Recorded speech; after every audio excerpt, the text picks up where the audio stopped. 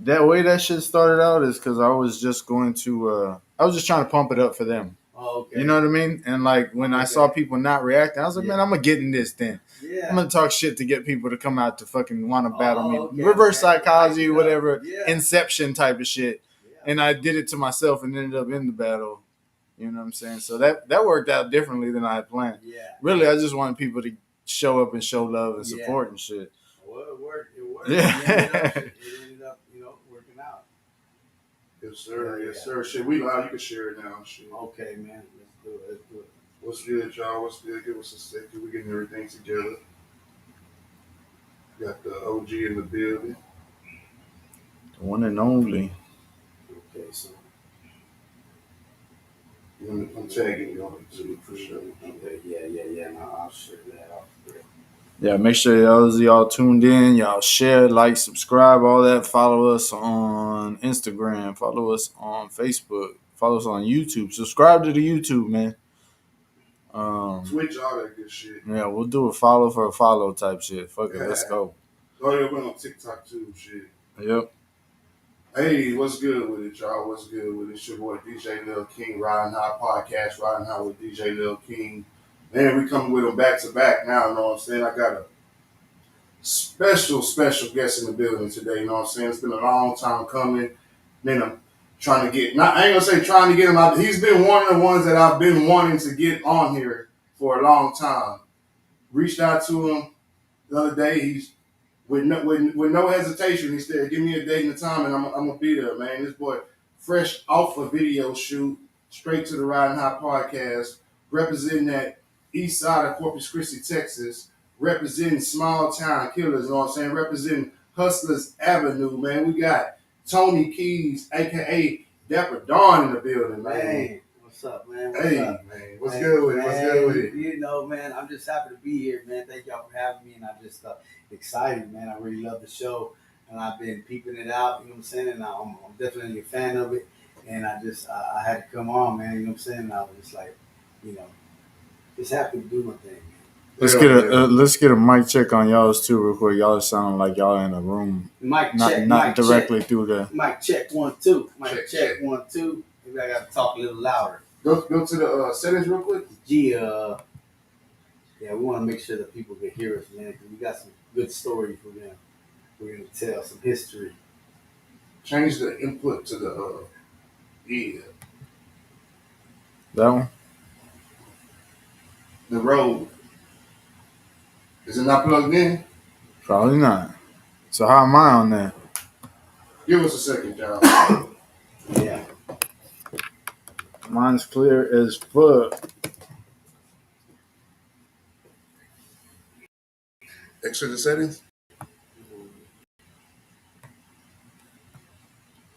Go back to the settings. Okay. That's all good. There we go. Mic check. 1 2 1 2. Check Appreciate 1 y'all 2. for tuning in and tapping into the technical difficulties. These are the experiences we experience while we're live. These experiences when we're smoking too much weed before we go live. I ain't even rolled up yet. Mic check. Now we good. So I can invite. Yeah, go ahead. How do you do it? Like when you want to invite or share to or? Man, I have no idea.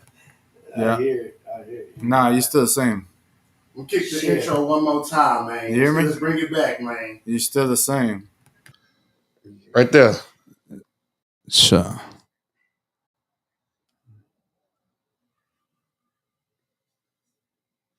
let me see. Good. Already, man. What's good? It's your boy DJ Lil King. Riding High Podcast, Riding High with DJ Lil King, man. We got a special guest in the building today, you know what I'm saying? Representing that east side of Corpus Christi, Texas. Representing small town killers. Representing Hustlers Avenue, man. We got Tony Keys, a.k.a. Dapper Dawn, in the building, man.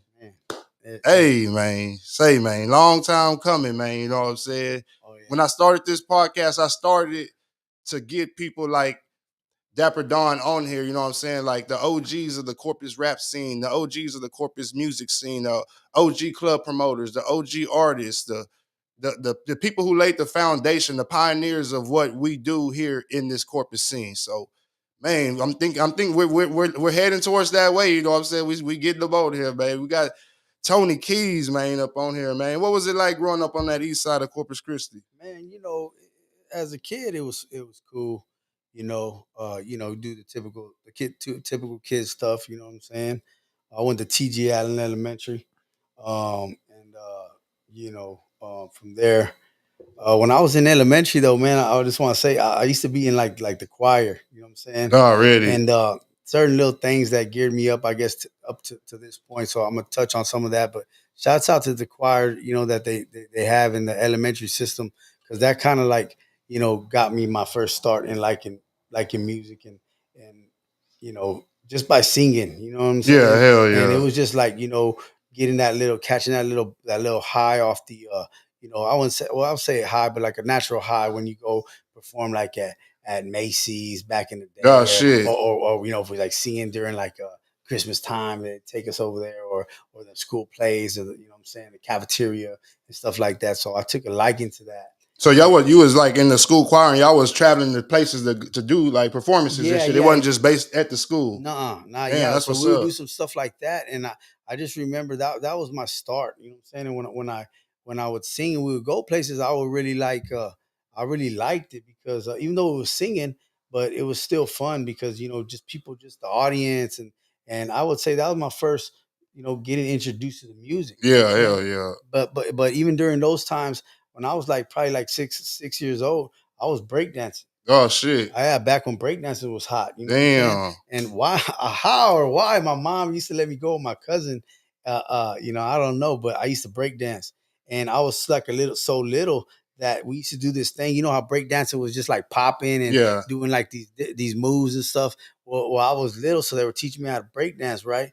Well, when they would be battling, I was probably one of the onlyest little kids, right? So what they would do is they used to put me on their knee. My cousin would get on one knee and he would be like that, and he put me on his knee and he'd like wind me up like I was like a little toy. So I was that little. So when I would come out, I would start popping. And bro, the crowd would just go crazy, bro. And I just loved the attention, man. I loved it. I just loved that feeling. And then the feeling of being in the choir and you know what I'm saying? All the good, it was good back then growing up on that east side. What were some of the spots y'all would go like do the break dance and battles and stuff? Man, back in the days, there was like... Or were you too young to even remember? You say you're 6 or 7, damn. No, some of them I remember, but they're no longer around. This was like the Stardust, like the flea market. This is old school, man.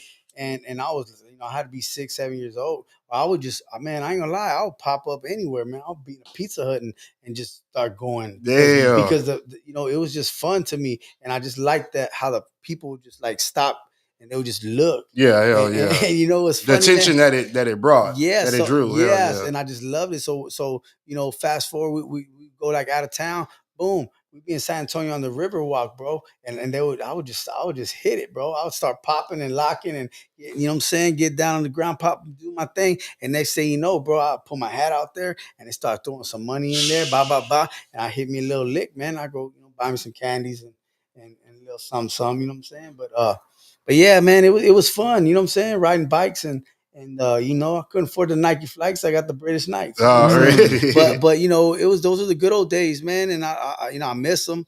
But yeah, I grew up off 11th and Morgan Avenue. That's what I was going to ask you. Like for those that don't know, because I think a lot of people get confused. A lot of people be like, I don't even know Corpus has the east side and stuff like that. What is considered like the east side of Corpus? We kind of divide it when you say the crosstown, and a lot of people might say it's like the north side. But we made our own off of the Crosstown Expressway. So it's 18th Street, 17th, 16th, 15th, all the way coming back, and it usually stops off of where the railroad tracks, and before you get out to it's like Agnes. To cross to the north side. Agnes, like Agnes, it would stop right there. So from that, the number streets all the way back. So even 19th Street is considered the opposite side, because the Crosstown Express with the freeway, it cuts it off. We cut it off. Right is that over there like by like the Galvan and stuff like that? Yep, Galvan. Okay, by like the Galvan ballroom. Next street over is Agnes. Galvan. Yeah. Man, okay. Galvan. Okay. Yeah. Damn. I bought my first drum machine at Galvan. Shout out to Galvan, man. They're the ones that I bought my first drum machine, man. Damn, how old you when you got that? Man, I was older, man, but those things were so expensive. Like A drum machine, hell yeah, a drum machine back in the we day. had to put it on layaway. We had to put it on Shit. layaway, man, and layaway is to me is one of the best things ever because you didn't have to pay for it right then and there, but you knew it was yours. So it make you hustle harder to go over there and get it out. You know what I'm saying? So we drop me and my brother. We go. We do our little thing. We get a little $50, and boom, let's go put it down the drum machine. I think it was like maybe like $300 or something like that. You know what I'm saying? $350. I can't remember, man, but back then it was a lot of money. You know what I'm saying? But yeah, so that's why I grew up on the East Side, 11th Street, Did you ever go to like any like parties or events at the Galvon? You know what? When I was younger, I really didn't. But then when I got into the music business, yeah, I did. We performed with like Swisher House, and you know what I'm saying. Some of those guys, they came through, and we performed a couple of times. And people, local promoters, they would throw shows out there, and that's a legendary spot, a monumental spot, man, to this day. Yeah, so that's that. It was growing up, it was cool, man. Were you playing like any like sports or anything like during that time whenever you was younger, growing up over there? Yeah, I played baseball a lot, man. I really liked sports. I played baseball, but I wasn't good at it. Oh, really? I loved it though. I loved to play it, but I wasn't good at it. You know what I'm saying? And I guess it was just something we would wake up every day and we would go, man, we're gonna play today. Yeah, we're gonna play at a little church. And now I look at the church now, I'm like, man, I can't believe we used to play in that little spot. But to us, it was big because we were little, man. Yeah. But hitting it over the fence was a home run, and you know what I'm saying, just the good old days, man. But I was never that good. I was always like on the bench. You just enjoy playing the fucking game. Yeah, I did enjoy playing it till I got into the real like the little league, the South Side. And all that. Yeah. Well, I wanted to play with my friends, so I would, their dads was the coaches, so I wanted to get on their team. But the thing was, I wasn't good, so I wouldn't play. Yeah. So then they said, well, you want to come play for this other team? And then and I didn't get it back then because you're a little kid. Like, nah, I don't want to play. I want to play with my friends. I want to be on that team. Yeah. And I was just a little kid. So, but then the coach is like, well, you come play over here. You're going to start. You're gonna play all the time, but you go over there, you're gonna be sitting on the bench. But I still didn't care. I wanted to play with my friends. But so, I was on the bench, man, a lot in sports. You know what I'm saying? I wasn't tall, I was short, you know what I'm saying? I wasn't that good, But did you grow up like on the East Side, like growing up like through middle school, high school, all that time? Yeah. From there I went on to Windsale. And in Windsale, it was cool, but I played sports, I played football. Oh shit! Like I said, I wanted to play football, but that was another one, man. I just did these things because my friends were doing it, and it was a thing to do back then. Yeah, everybody played fucking sports, football, and shit like that. Yeah, hell yeah. But I wasn't good, and I was short, so once again, I'm sitting on the sideline, and I would always make jokes because as I got older, I'd be like, man, I'm gonna come off the bench cold, bro. I don't warm up. They'd be like, you don't warm up. I don't warm up. I don't stretch. I don't do nothing. I come off the bench cold and beast because I would have to because they put me in the last 30 seconds or whatever it was. I had to try to make the play, whether it was a tackle, whether it was to catch the ball and run it or anything I could do. That was your time to shine. In that 1 minute, dog. You know what I'm saying? I did it, man, but I didn't trip, man. I was having fun. So your stats are pretty high then. You got some good stats. Man, it's like one play and he killed it with a tackle. He's 1 for 1. That's it. They used to put stickers on the helmets. Oh, yeah. You remember that? They used to stickers. Yeah. I had like 3 or 4 stickers. All my other friends, they had like shitloads. The whole helmet and shit. Like yeah, bro, the whole helmet. Me, I had like 4 They used to do that with the baseball too. Remember with the little pins in the hat? Yeah. I forgot about that. And I wasn't tripping. I just had fun, man. You know what I'm saying? And when did you start like making music of any sort? Was that like during like middle school time? Middle school. I played in the band. Oh, really? I got in the band. I played in the band too. Hell yeah. I like music so much, but I just back then it was just kind of hard to even there was no studios and stuff or nothing like that. Yeah, there wasn't really no outlets. Like that was basically damn near one of the as a kid at that age, the only way you're gonna be able to do some type of music is be in the band or like you say the choir or some shit like that. Yeah. So believe it or not, I got in the band, and then it was like you could only have 2 electives, right? So it was like the band, and then it was like football.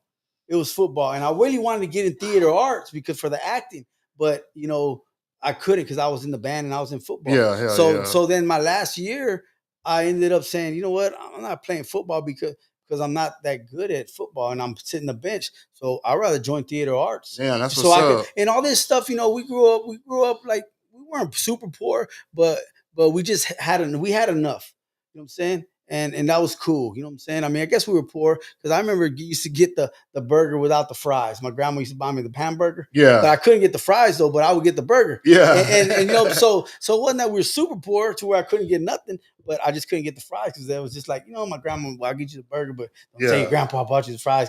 You know what I'm saying? Yeah. And but yeah, I played in the band and then I got in theater arts, man. And I was in theater arts. I'm a grade higher than Paper Chase. And this is at Winseal? Shouts out to Paper Chase Street. Yeah, this was at Winseal. And was it Winseal like Winseal like specialized in like that type of stuff back in those days, like the theater arts and shit like that? If I'm mistaken, they had a big auditorium. They had a big old auditorium, so I believe so. We did plays, and I remember getting into the play, and it was just like they had somebody that was they were doing a play, and I remember that I was just kind of in the class, but then they said, man, we need somebody to come out and act real scared and you know and this and that. So I just went and I just did it, and I just did it like strong, and you know I didn't know what I was doing, but I just went, oh God, please don't kill me, oh else I promise I'll do my homework and I won't let the dog eat my this and that. Yeah. And then everybody started laughing, but they liked that I came with the energy, and next thing you know, boom, you got the part. I'm like, really? I'm like, dang, okay, well. So the kids, it was funny, but the teacher fucking loved it. Yeah, the teacher loved it. You know what I'm saying? And next thing you know, boom, we're having a contest, talent show contest against other schools, and we had the best play. I got like the best actor. I got a couple of things that I didn't know I would even get. But was winning awards as a kid. That was your first year taking theater arts. My first year because it was my last year, and you know what? It was messed up because it was my 8th grade year, and after that I had to go to high school. So I missed out on the 6th and 7th grade. Yeah, like But I did that because I'm a student of the game. So I did that because I knew. I mean, this is the only place they're gonna offer this stuff. The band, I couldn't play in the band. Where am I playing the band at? Were your homies looking at you like funny, like fuck you taking theater arts and shit for? Well, not really because we're all kids, so nobody. It was cool. Like, you know what I'm saying? We used to ride skateboards at school. And we used to all ride the skateboards, and we'd show up. I used to skateboard with Drippy Drew's dad, Andy. Yep, rest in peace, Andy. Damn, that's what's up. He had the best half pipe in the backyard of his house, dog. And I'm telling you, he had the biggest, like, bro, it was a real ram. It was a big half pipe, dog. And man, we used to go over there all the time, spend night at his house, and man, they were good old days, man. So RIP to my bro, man, and people don't know that, but I'm glad I got to share that on here. So RIP to him. And I went with Paper Chase. I was in a group. I was in the 8th grade. He was in the 7th grade. Already. So shouts out to Paper Chase. But me, that's when junior high, when I first started even jump on the microphone. Yeah. Me and Paper Chase jumped on. Remember Gillies back then? Just like a recording studio. Castores. Yeah. It used to be. No, this used to be in the mall across from the dollar. Shit. This used to be in the mall across from the dollar movies. Remember the dollar movies? I don't know if y'all remember dollar movies. It might be a little bit, you know what I'm saying, far back. But me, I remember we did that, and right next to it was a place where you could take pictures, and they had like the green screen, the backdrop or whatever. We take pictures, and like I said.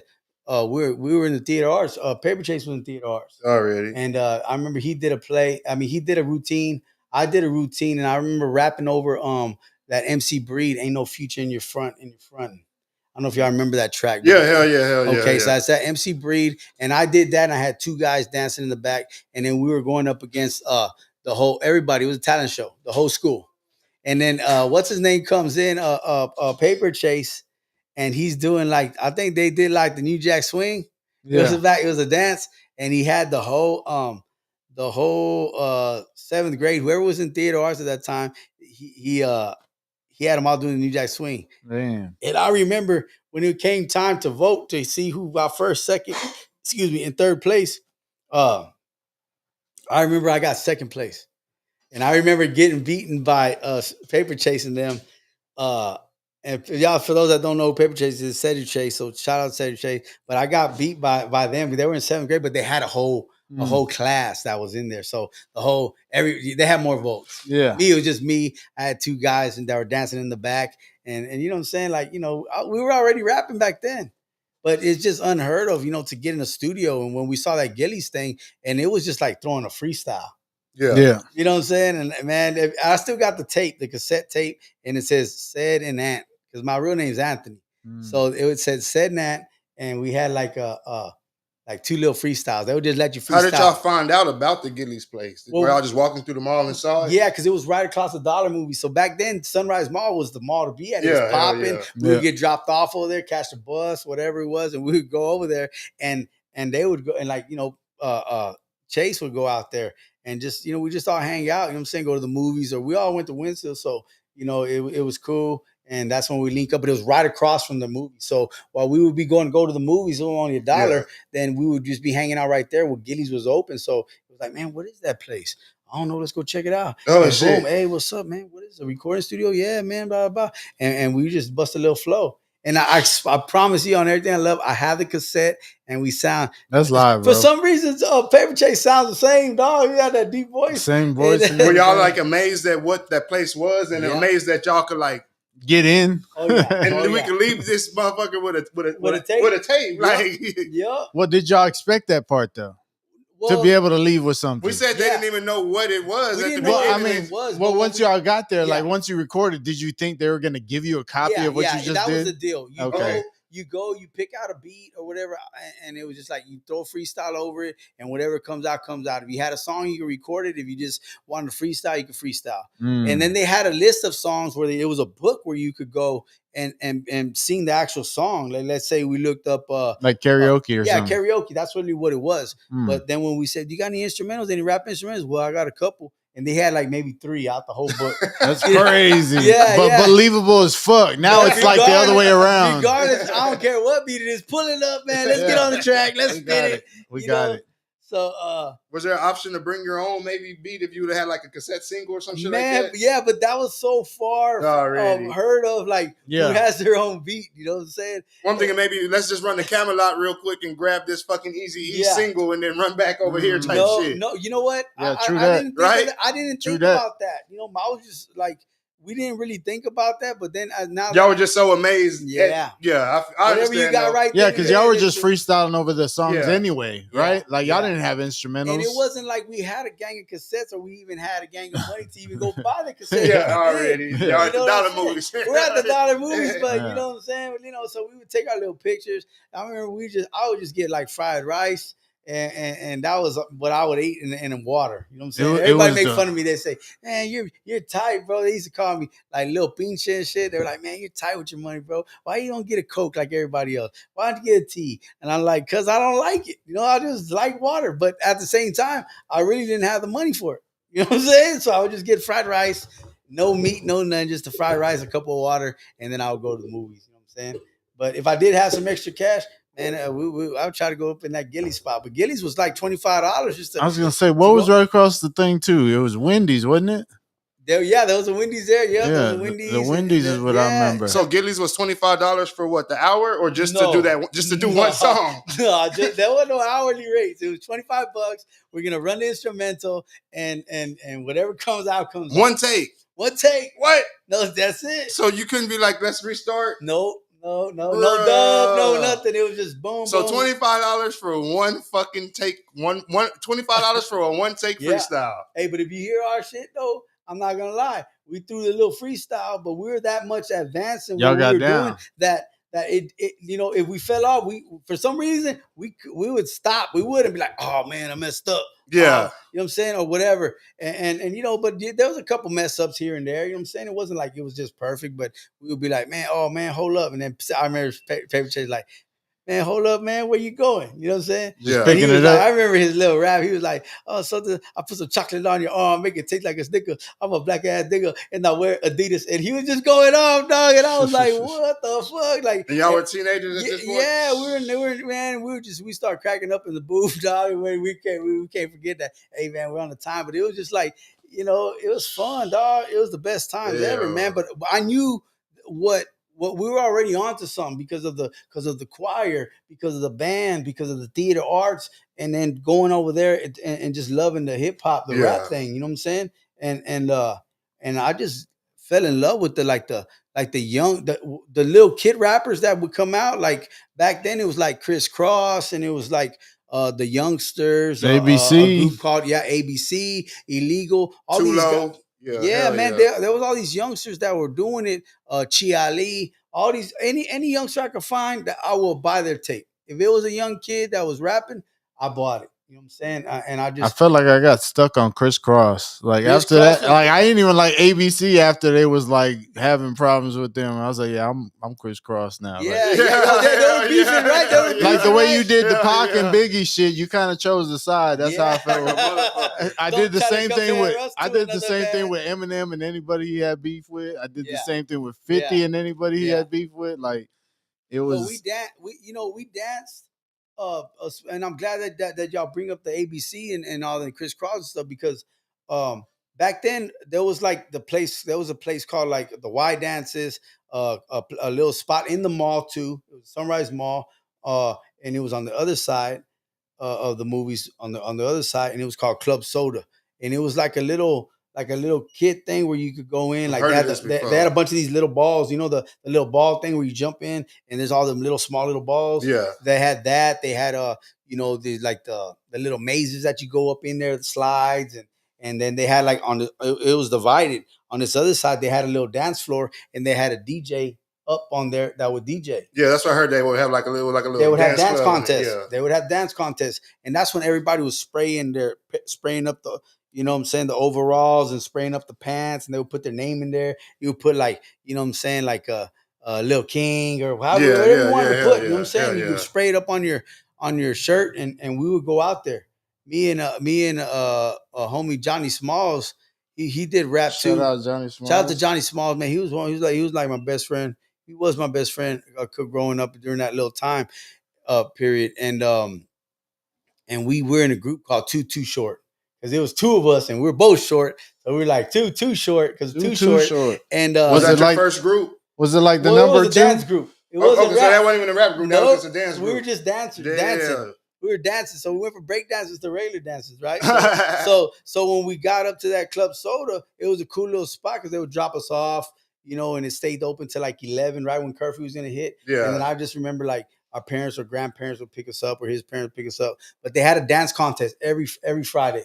Yeah. It was a dance contest, and so, anyways, we started dancing and stuff like that, and then we got in the dance contest. And one time we won, and we won and it was $50 for the first place winner. Yeah, they had cash prizes. Yeah, and it was 25. I think it was 25, or it was 25 for the second, and I think third place didn't get nothing, or I don't remember. It's been so long, but I don't remember. $50 was for the winner, and man, I remember we won that shit like maybe like maybe like a few months in a row, like 2 months, maybe like 8 times, or maybe 6 weeks in a row. Do you remember some of the people that y'all were going up against? Were there anybody that we may know today? I'm trying to think.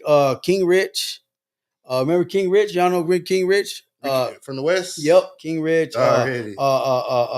Little Maestro and them. Yeah. Little Maestro, they would go out there. They were doing their thing, but they were a little bit more advanced. King Rich is a little more advanced, and he was busting them ABC dance moves. You know what I'm saying? Yeah. And I didn't know what it was. I was like, man, where'd you get the moves from? So you know what I'm saying? So we did our thing, but our thing was this though, man. This is how we started getting them, because I remember one time Ricky Bailey, King Rich, he would go. And he was known for when you put your foot on the hand and then you flip them up, and then he would do a backflip. Damn. So when he would do that would kill the show. So I was like, bro, we got to do a flip. Yeah. I told Johnny Spot, yo, we got to do some flips, dog, because this guy's killing it, dog. If we want to win. And so we showed up matching, bam. But this time, man, we had some flips, dog. I mean, he would lay on his back like that, and he was little because I was more heavier. I would get like that. Boom, and I would chunk him up. He would do the backflip. So everybody be, oh, da, da. Or, we used to grab the hands like that and do the little flap. Like, we get back to back, and then I would flip them like that. And then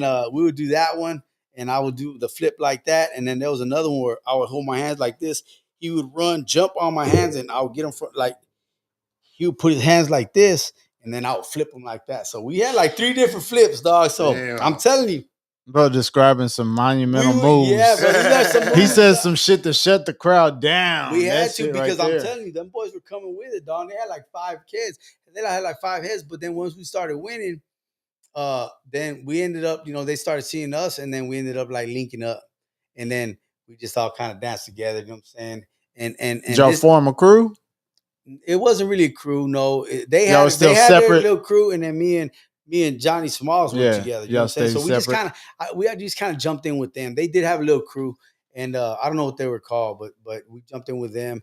And this right here, I'm glad we're speaking on this, because this right here is when this is when I started to rap my rap career. I always made up little songs and rhymes and stuff like that, but in that DJ booth, man, one day we were there. The DJ was playing an instrumental, and these two guys went up there and they started rapping over that Mind Playing Tricks on Me. Yeah. So they were freestyling? They were freestyling, whatever they were doing. But I looked up and amazed, like, wow, these guys are doing it. Like, what? And the whole crowd was, there was a lot of kids there. They were all just looking and cheering and going off. And at that point, it was just people dancing. Y'all had never seen nobody do that before there. Nope. We had recorded, like I said, at Gillies, you know what I'm saying? A few but y'all had never seen nobody get to do that. Perform with rap, what we wanted to do. Yeah. And once I seen that, bro, it was over. That right there was the start of me saying, that's what I want to do. That right there. Man, I don't know. And I remember I went outside, the thing closed, and I saw those guys walking. They were older, though. Already. So they were older. They probably shouldn't have even been up in there. or either that or they were like 18 right then. It was a teen dance. So they were probably like 18, 19. It was a teen dance. So that's older to me because when you're in junior high, you know what I'm saying? So I remember asking, like, man, what was that beat that you rapped over? And he was like, oh, man, it was that Mind Playing Tricks on Me. And he was like, I was like, man, that was tight. And I didn't know the guy. And I just asked him, like, man, I was so curious. Yeah. So I asked him, and then he just went on about his business. And after that, man, it was on. That's all I wanted to do. And that's all I dreamed about. That's all I wanted to do. I studied I studied a lot of these guys. I used to put the headphones on when they had the Walkmans back then, and I would fall asleep every night, man, with the headphones on. Listen to. Was that like the complete end of the breakdancing though? Yep. That was After that, man, there was no more dancing. Yeah, dancing was in my rear view mirror, man, because I didn't want to dance no more. I was cool and all, but I want to rap now. But you know, I mean, you go home and tell your mom, I want to rap. I want to do, you know, now you tell them, you know what I'm saying? It's believable. It's touchable. They don't support you nowadays. And yeah. But back then, like, what rap? What do you mean? Well, we had a Gentleman G. We had Gentleman G on here say he went from rapping and nobody wanted to be a rapper to everybody being a rapper. Yeah. I mean, back then it was just unheard of because where are you going to get some beats? Where are you going to do this? Yeah. We ain't got no money for no studio time. You know what I'm saying? Shit, you're crazy. But you know what I'm saying? Keep dreaming, son. You know what I'm saying? But it wasn't like my mom's like, and my grandparents shut down the dreams. It was just like, man, I'm not even gonna ask because I know we don't got the money for it. You know what I'm saying?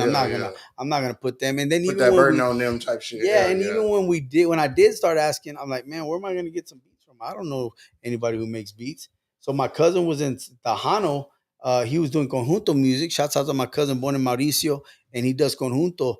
And so we kind of reached out to him, but he was really just playing in his own band, and they played a different type of music. So that was cut short. You know what I'm saying? And then just fast forward to that up into high school. And I got into the high school, and I was just always a fan of hip hop, man. I just loved it. And that's when I really started writing songs over other people's beats. That's when, remember, you used to go buy buy a single, and the single used to come with the regular version, the street version, and the instrumental. Yeah. Mm-hmm. That's what he was saying earlier, like to go buy the single from Sam Goody and then just have their beat. Yeah. You know what I mean? So, but that was when I was in high school. So as I got to high school, then things changed. The mall, it was already starting to die out. Padre was coming in. I think Gillies ended up closing down. So a lot of stuff was just, you know what I'm saying, that like the Gillies, when Gillies left, it was like. So that's why I said Castores, because they were right there next to, what is it, Banuelos or whatever it is, next to the Leal Brothers. Yeah, next to the Leal Brothers. So that's when I knew of them. Okay. So I don't know if that had to have been after the mall then. Yeah, it was after the mall days. But the mall days was all about getting fly. It was all about just having fun, you know what I'm saying? You know, the girls and just, you know what I'm saying? It really wasn't about, it was just having fun, man. And everybody was dressing up. Everybody used to wear like the Cortezes and the BKs and the overalls. I mean, I'm still rocking the overalls right now, you know what I'm saying? Yeah. And it's just, you know, that's what it was. But in high school, then it was more like we started to mature a little bit more. You know what I'm saying? So where does your rap career go at that point in high school? In high school, And man. that you done left dancing alone. Now you focused on rapping. Like, what's next? Well, it was always a dream of mine to rap, but where am I gonna get the beats? Who's making beats? There was no producers. There was no. It was hard to get a beat back then. It was hard, and like, where are you gonna get? Who even makes rap? It was unheard of, man. It was really unheard of. And then as you started getting a little bit older, then you start seeing, oh, well, these guys from H Town are doing it. Yeah. But where are they going? That's when Screw started was popping. Yeah, man, well, check this out. Boom, you know what I'm saying? Or we were listening to like um, the NWA days, and then we would start listening to rap a lot. We Ghetto Boys, you know what I'm saying?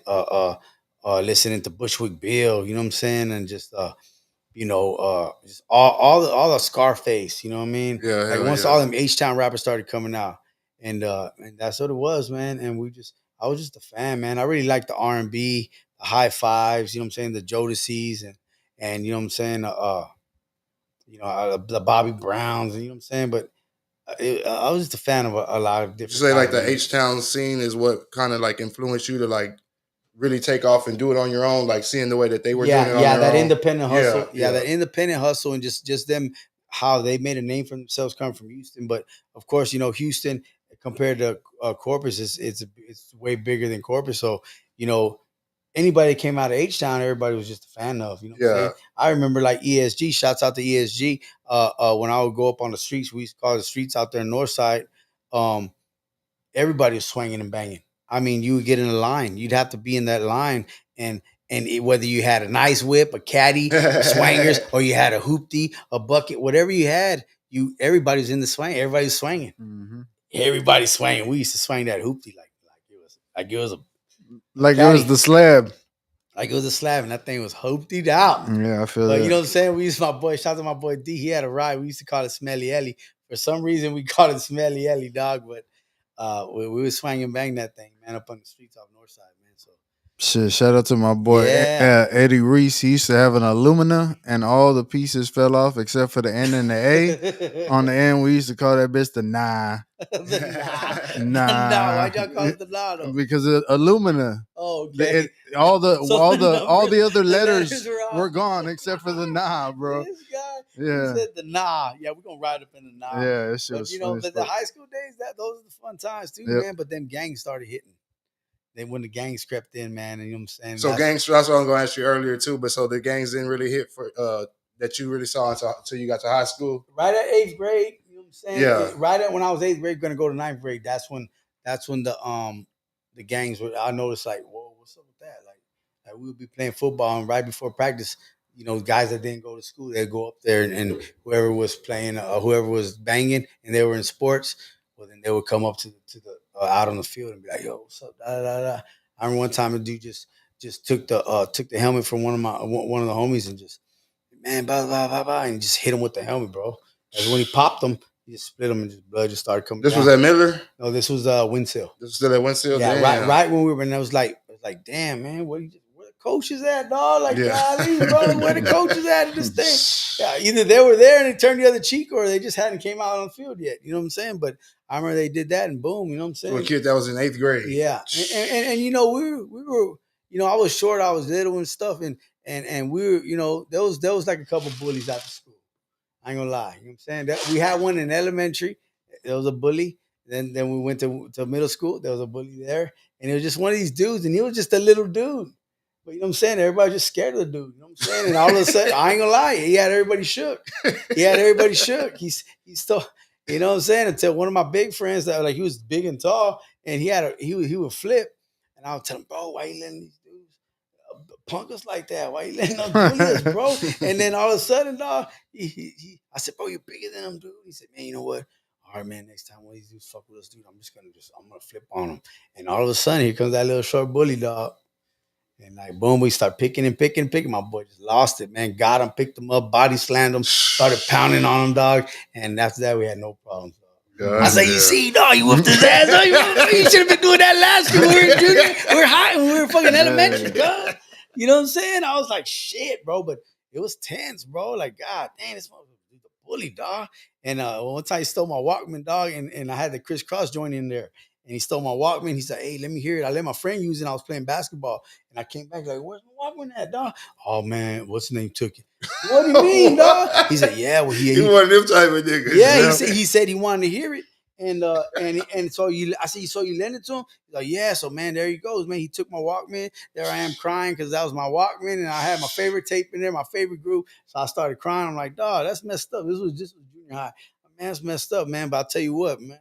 My brother caught wind of that, dog, beat the brakes off that boy, dog, like nothing, bro. And that's my bigger bro. He's 2 years older than me. And you know what? He was like, okay, you took your thing. All right, wait till I catch him. I know where he hangs out.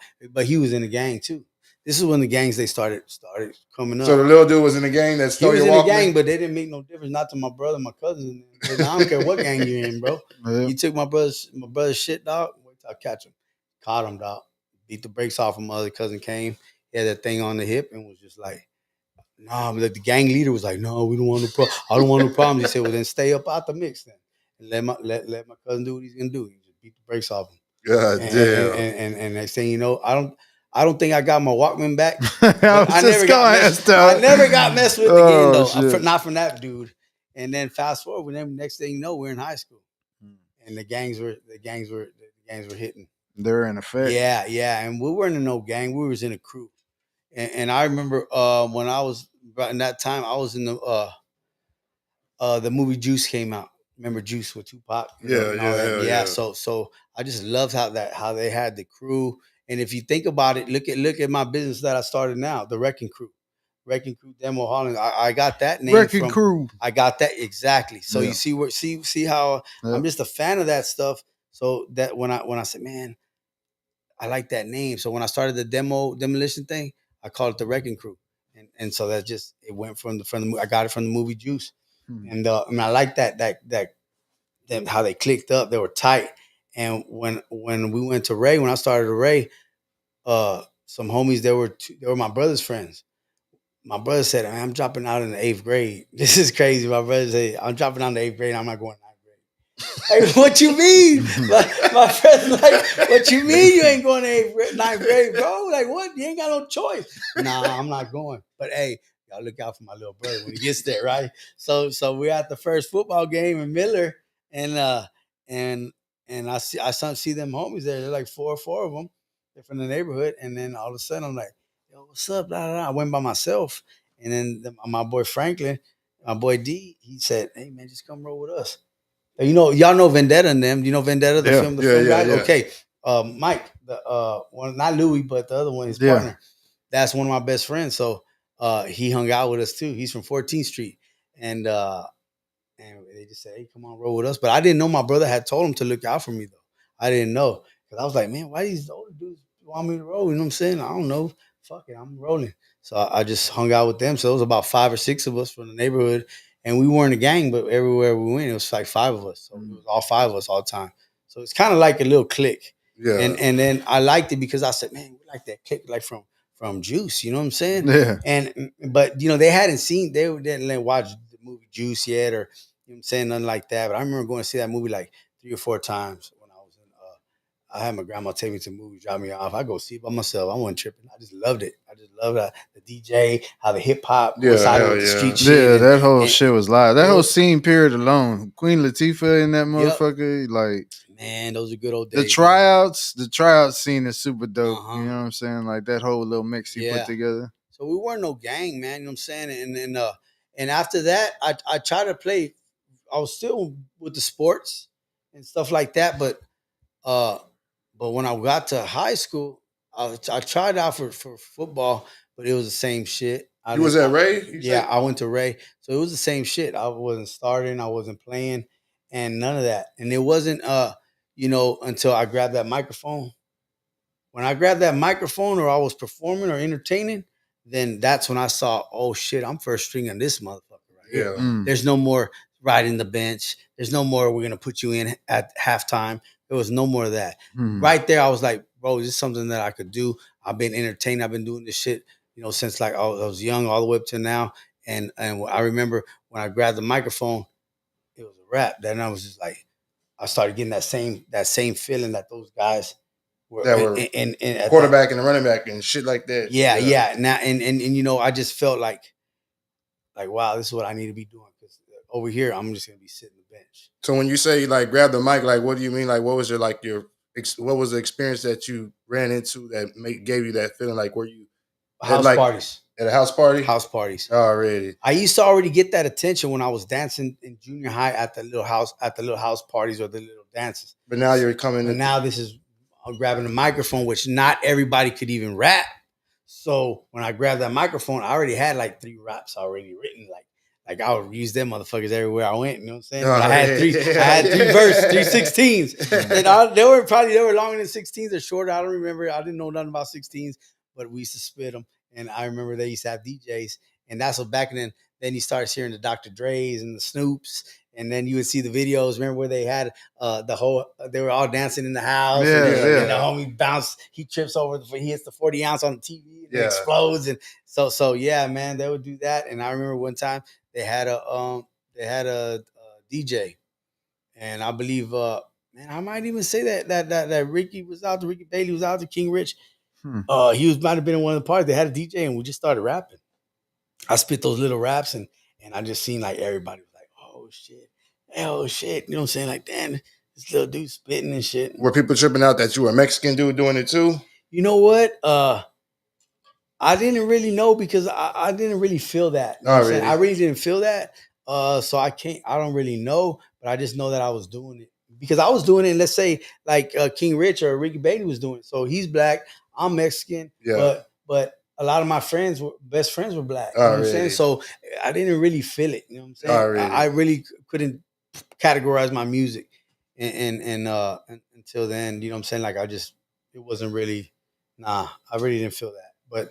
But I did hear at one time, that's when we were in high school, like I heard the first time I heard South Park Mexican. And then I remember it was a number you could call and then they would call it. And back then when cell phones were barely coming out. Cell phones were barely coming out at that time. Big old blocks. Yeah, yep. The little bag phone, and they had the little big old box but everybody had the beeper. I had the beeper, but it wasn't connected. But I would flick that motherfucker on and let it flick. I would flick it on, and I was like, "Oh, check it! I'll check it." I was purping like a mug. But you know what I'm saying? Like no service. Yeah, no. But they didn't. I mean, maybe they knew, maybe they didn't know. Like they didn't know. He just turned. Nah, they didn't know. Yeah, so you just heard it beep because very few people had it back then. Very few people had pagers. I still got a pager, man. I ain't gonna lie. I still got one at my mom's crib in the drawer, and but it doesn't work or nothing like that. But still, yeah, I still got it. I just I mean it still don't work. Motherfucker, still ain't got no service. I was thinking about that one. But yeah, it still don't work. But still, but I used to get allowance, dog, like $15 a month, man, from my grandparents, and they used to give me $15 a month, right? And then it started turning up to $30. So I would save all my shit. But I always I always wanted to have a big old fat knot. I used to see the high rollers, you know what I'm saying? All the deep boys and shit. They had the fat knots. So I was saving them up. I would just get a bunch of ones. I had a bunch of ones. It was fat as fuck, too. Yeah. And I remember I just tried to just show off. You know what I'm saying? Like, I'll put it out in front of the girls and shit. You know what I'm saying? And they'd be like, damn, why you carrying all that money? It might have been like about 100 ones. You know what I'm saying? But it looked fat. Thick as fuck. Yeah, but I'll just do it just you know what I'm saying? Just for a little juice. You know what I'm saying? But, rolled up. Yeah, that's what it was, man. But the gangs were heavy, man. And he's all, I put that shit away when the games put. Yeah. In certain neighborhoods you couldn't walk. He's all, these your whole shit. You can take them. Yep. I remember, you know what I'm saying, just like walking home certain places and we'd have to go around to. Nah, we can't go down this block. Let's go around the other block. Yeah. Because it was that serious, man. And I remember, man, like one of my friends, he was hella cool, but we didn't grow up together none. But we were cool in class, and next thing from one day to the next, he had a rag on, and he had a blue rag or whatever. I think nothing of it, man. You know what I'm saying? But me being bullied in junior high and elementary, I didn't like bullies. I still don't. You know what I'm saying? And so when I seen him, he had the rag on, and I'm like, what is that? He's flagging, right? I didn't really know about the gangs. You know what I'm saying? So I'm like, I don't know. I guess he's probably repping a clique or something. So anyways, he was repping a clique. I'm not gonna say no names, but he was bullying some other kid. And this guy, me and him were cool. Did you automatically associate him with that flag as now he's a bully? Like you say, because he goes from one day to the next. Yeah. So whenever you saw him with that flag, you automatically associated that, oh, now he's a bully? Yep. Already. Yep. And I just knew, because I wasn't really a fighter. You know what I'm saying? I'm more of a lover than a fighter. You know what I'm saying? And I just like, man, this dude's acting hard all of a sudden. Oh Why is he shit. acting hard? Like, cause he got that rag, and I just don't like bullies. So when I seen him bullying the kid, I said, hey man, yo man, why don't you leave him alone? Like the kid was crying. You know what I'm saying? And you know what? I regret it. It wasn't I should have minded my business. And I say that I knew it was the right thing to do to stick up for the guy, but it cost me problems after that. So when he was doing that, I just remember like, man, he's just trying to be tough because he got the rag on. But I'm not afraid of him. I know I could whoop him. And I just told him, hey man, you leave the kid alone, man. He's like, well, what is it to you? Well, it ain't nothing to me, but he's already crying, man. Like, come on, man. And I was just trying to stick up for the guy, but also I knew this guy was being a bully and I didn't like it. So when I did that, he said, what is it to you? So he flipped on me. He forgot about that guy. That guy just took off. They say, he turned on me. And I'm just like, what? Blah, blah, blah. So they end up kicking him out the class. And I'm just like, all right, cool, whatever, man. I'm saying, when I see you, man, I'm going to handle up on him. So I get out. I go tell the homies, like, yeah, man, this dude's tripping, bro. Man, he's trying to make fun. He even said something about my boots, man.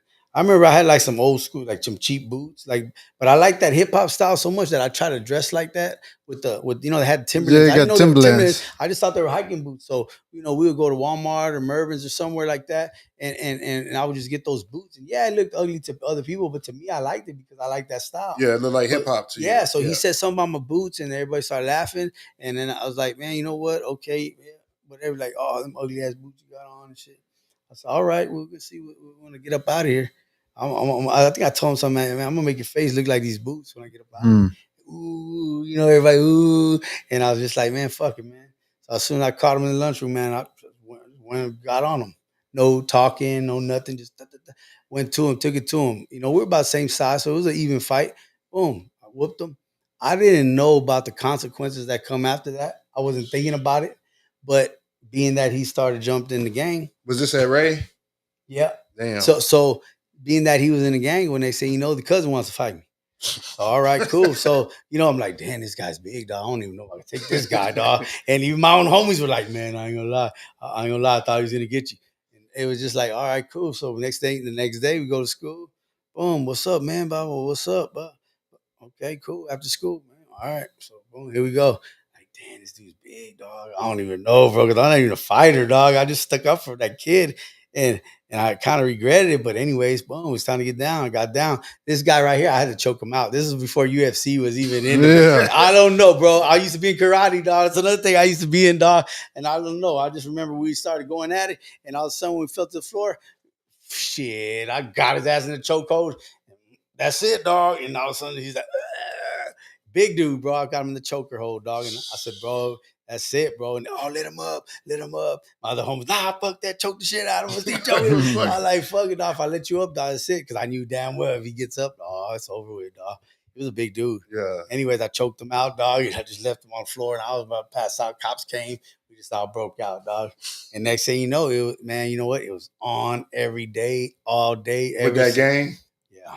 God damn. It was on, dog. You know what I'm saying? And and without saying no names, it was one of the popular games that was at Ray High School at that time. Yeah, I'm but you know what? I'm thinking that. I already know who. Yeah. So check it out. So I'm thinking like this. It's like, if not, you either do that or you're gonna get bullied again. So what are you gonna do? You're gonna stick up for yourself? And we already had like 5 homies. So next thing you know, people started hanging out. Like, oh, hey man, these guys are messing with us. Let's go hang with them dudes because them dudes have been scrapping with them. You know what I'm saying? Okay, cool. So they come over here, boom. They say, all right, cool. And they say, no, shit, we turn in from 5, we turn into 10. You know what I'm saying? And now we're rolling in 15 deep. So everybody but nobody's a gangster. We got kickers, you got preppies, you got skaters.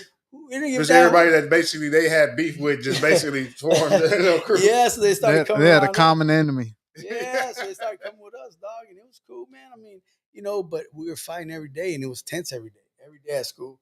High school was supposed to be fun. You got classes with some of these fools and shit. Go to the dances. Finding out this cousin's in the classroom with you, and you didn't know he was a cousin. Wow. Yep, and it sucked because now the fact, like when I see these guys today, I'll be like, man, you know what, bro? I never had a problem with you, man. I apologize that I even had beef with you, but it was just from the neighborhood I'm from.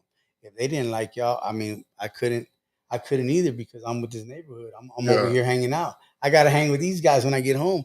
And I really like y'all guys, but at the same time, it is what it is. But the gangs, that's when it started hitting hard. And, you know what I'm saying?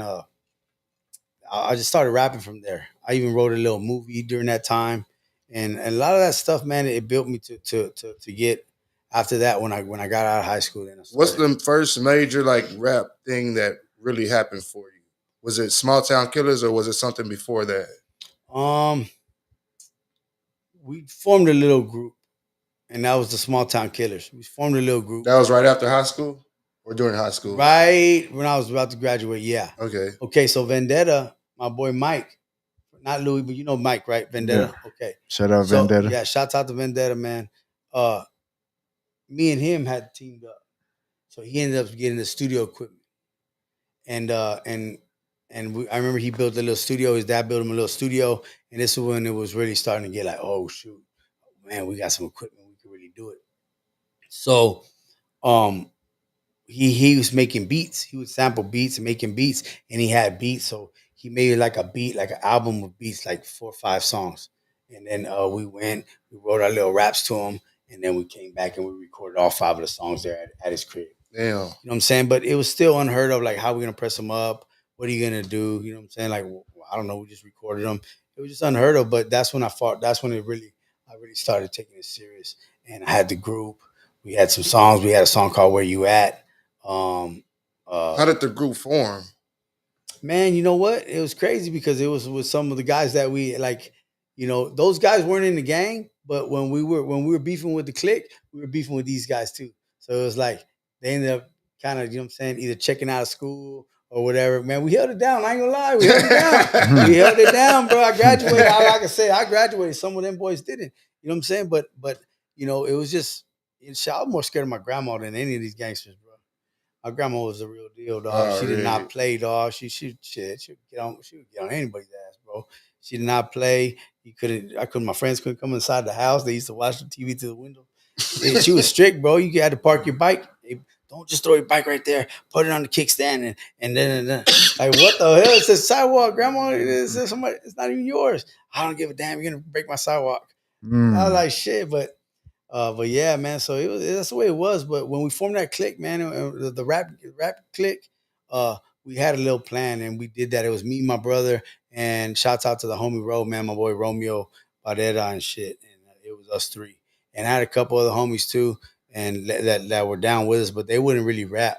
I would write the raps for them. Gotcha. I was ghostwriting and doing stuff like that just because off the strength of they were my homies. You know what I'm saying? So, really. You know, but yeah, and that probably wasn't even a thing like to think about back then either. You know what I mean? Like now it's like frowned upon and all kinds of, you know, rap stipulations with it. But some of these greatest songs we grew up on were written by a few different people together. Yeah. You know what I mean? Yeah. Like if you look at the I was one of those that looked at the the everything, all that. The inserts. And they would put their real names on there. So you'd be like, man, that's so-and-so's real name. Oh man, I didn't know that was what's his name, the real name, or whatever the case. Or you would see him like, who is that? That shit says Andre. Oh, that's Dr. Dre. Yeah, who did that? Like, I think it was Too Short was like Todd Shaw or something. And it was just cool, man. I used to like the inserts just to read them and just see. But we did that. Y'all did those 5 songs over there with Mike. Yeah, but we didn't record them. He just gave us the beats. And then when we were going to do our very first show, and I think that was where did y'all record those songs at? We ended up recording them at Mike's, but the quality wasn't real good. Okay. Because that's before mixing and mastering. We just figured, hey, man, you just record it and, you know, get it sounding pretty cool and just let it out. But that wasn't the case. You know what I'm saying? It was more to it than that. But he gave us the beats, and then we ended up going into another studio and really recording them all over. Oh, really? But yeah, man, we did him. I don't know.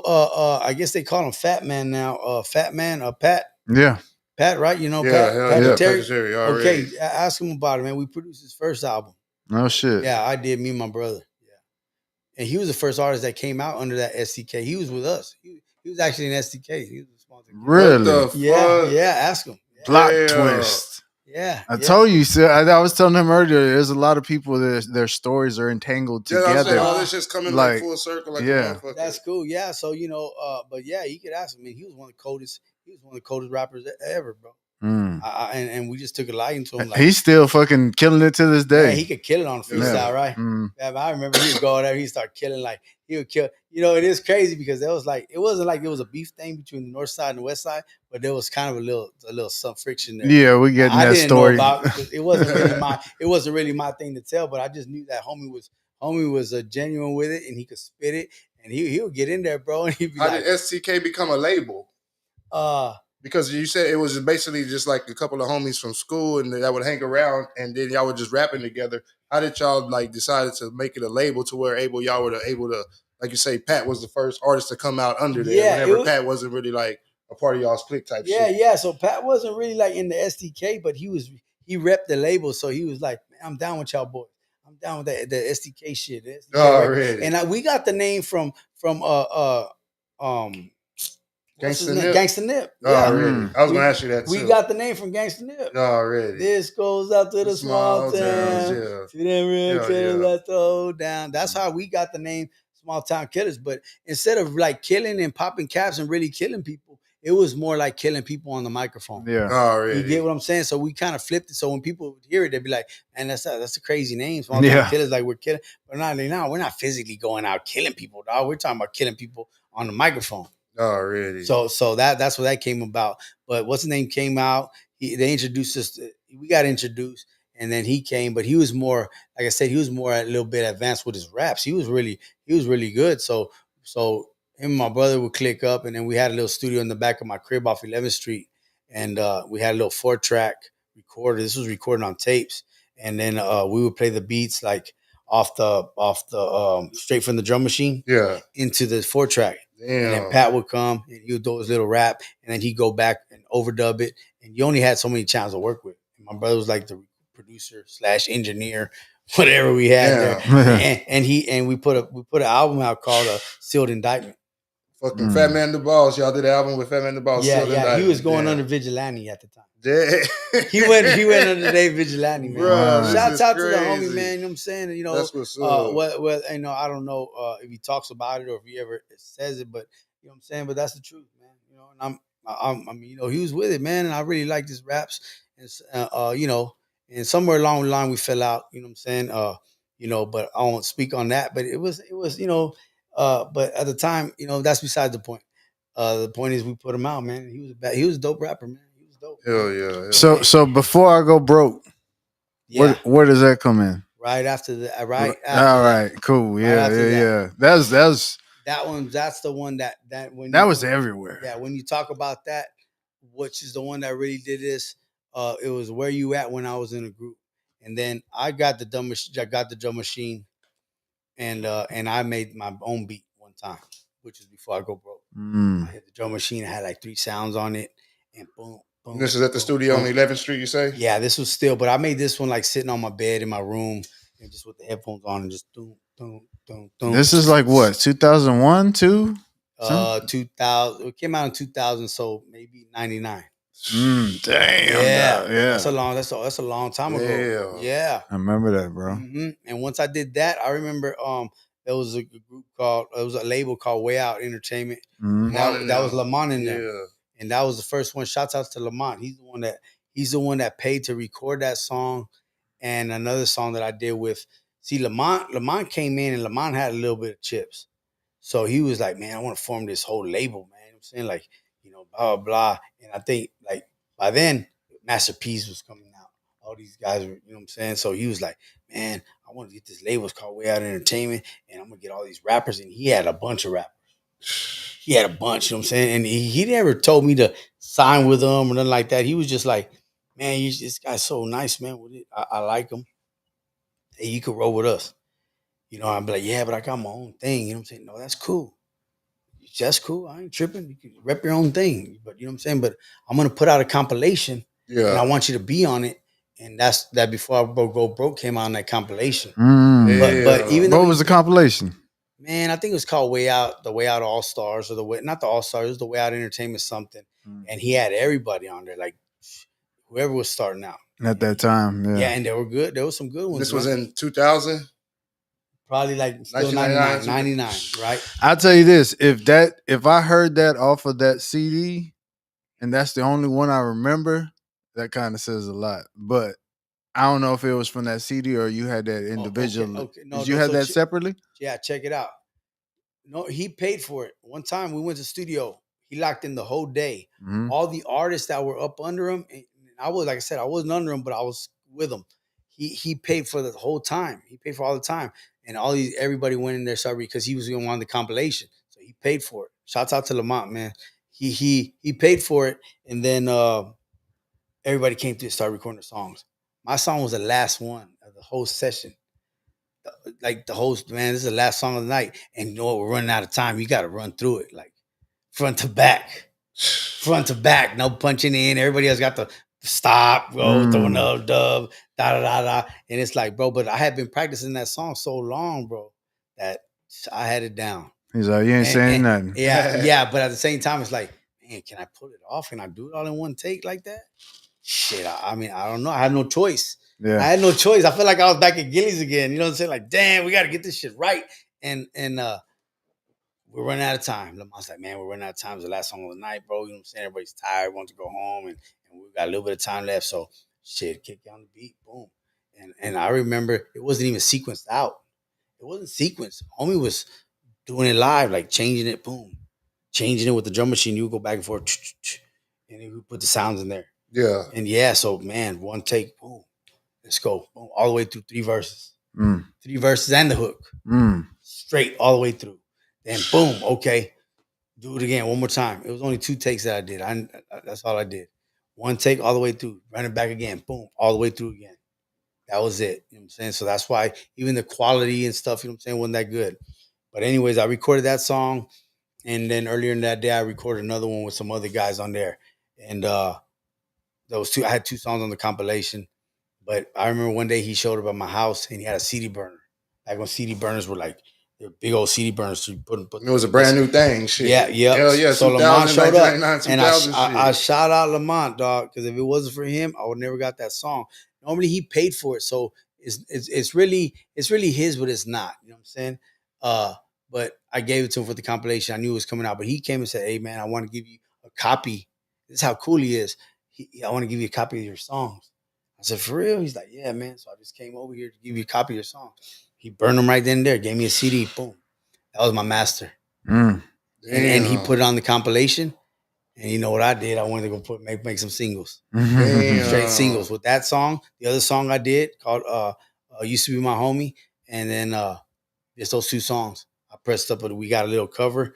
My boy, shouts out my boy Manuel. He made the little cover. The first cover, I was looking down.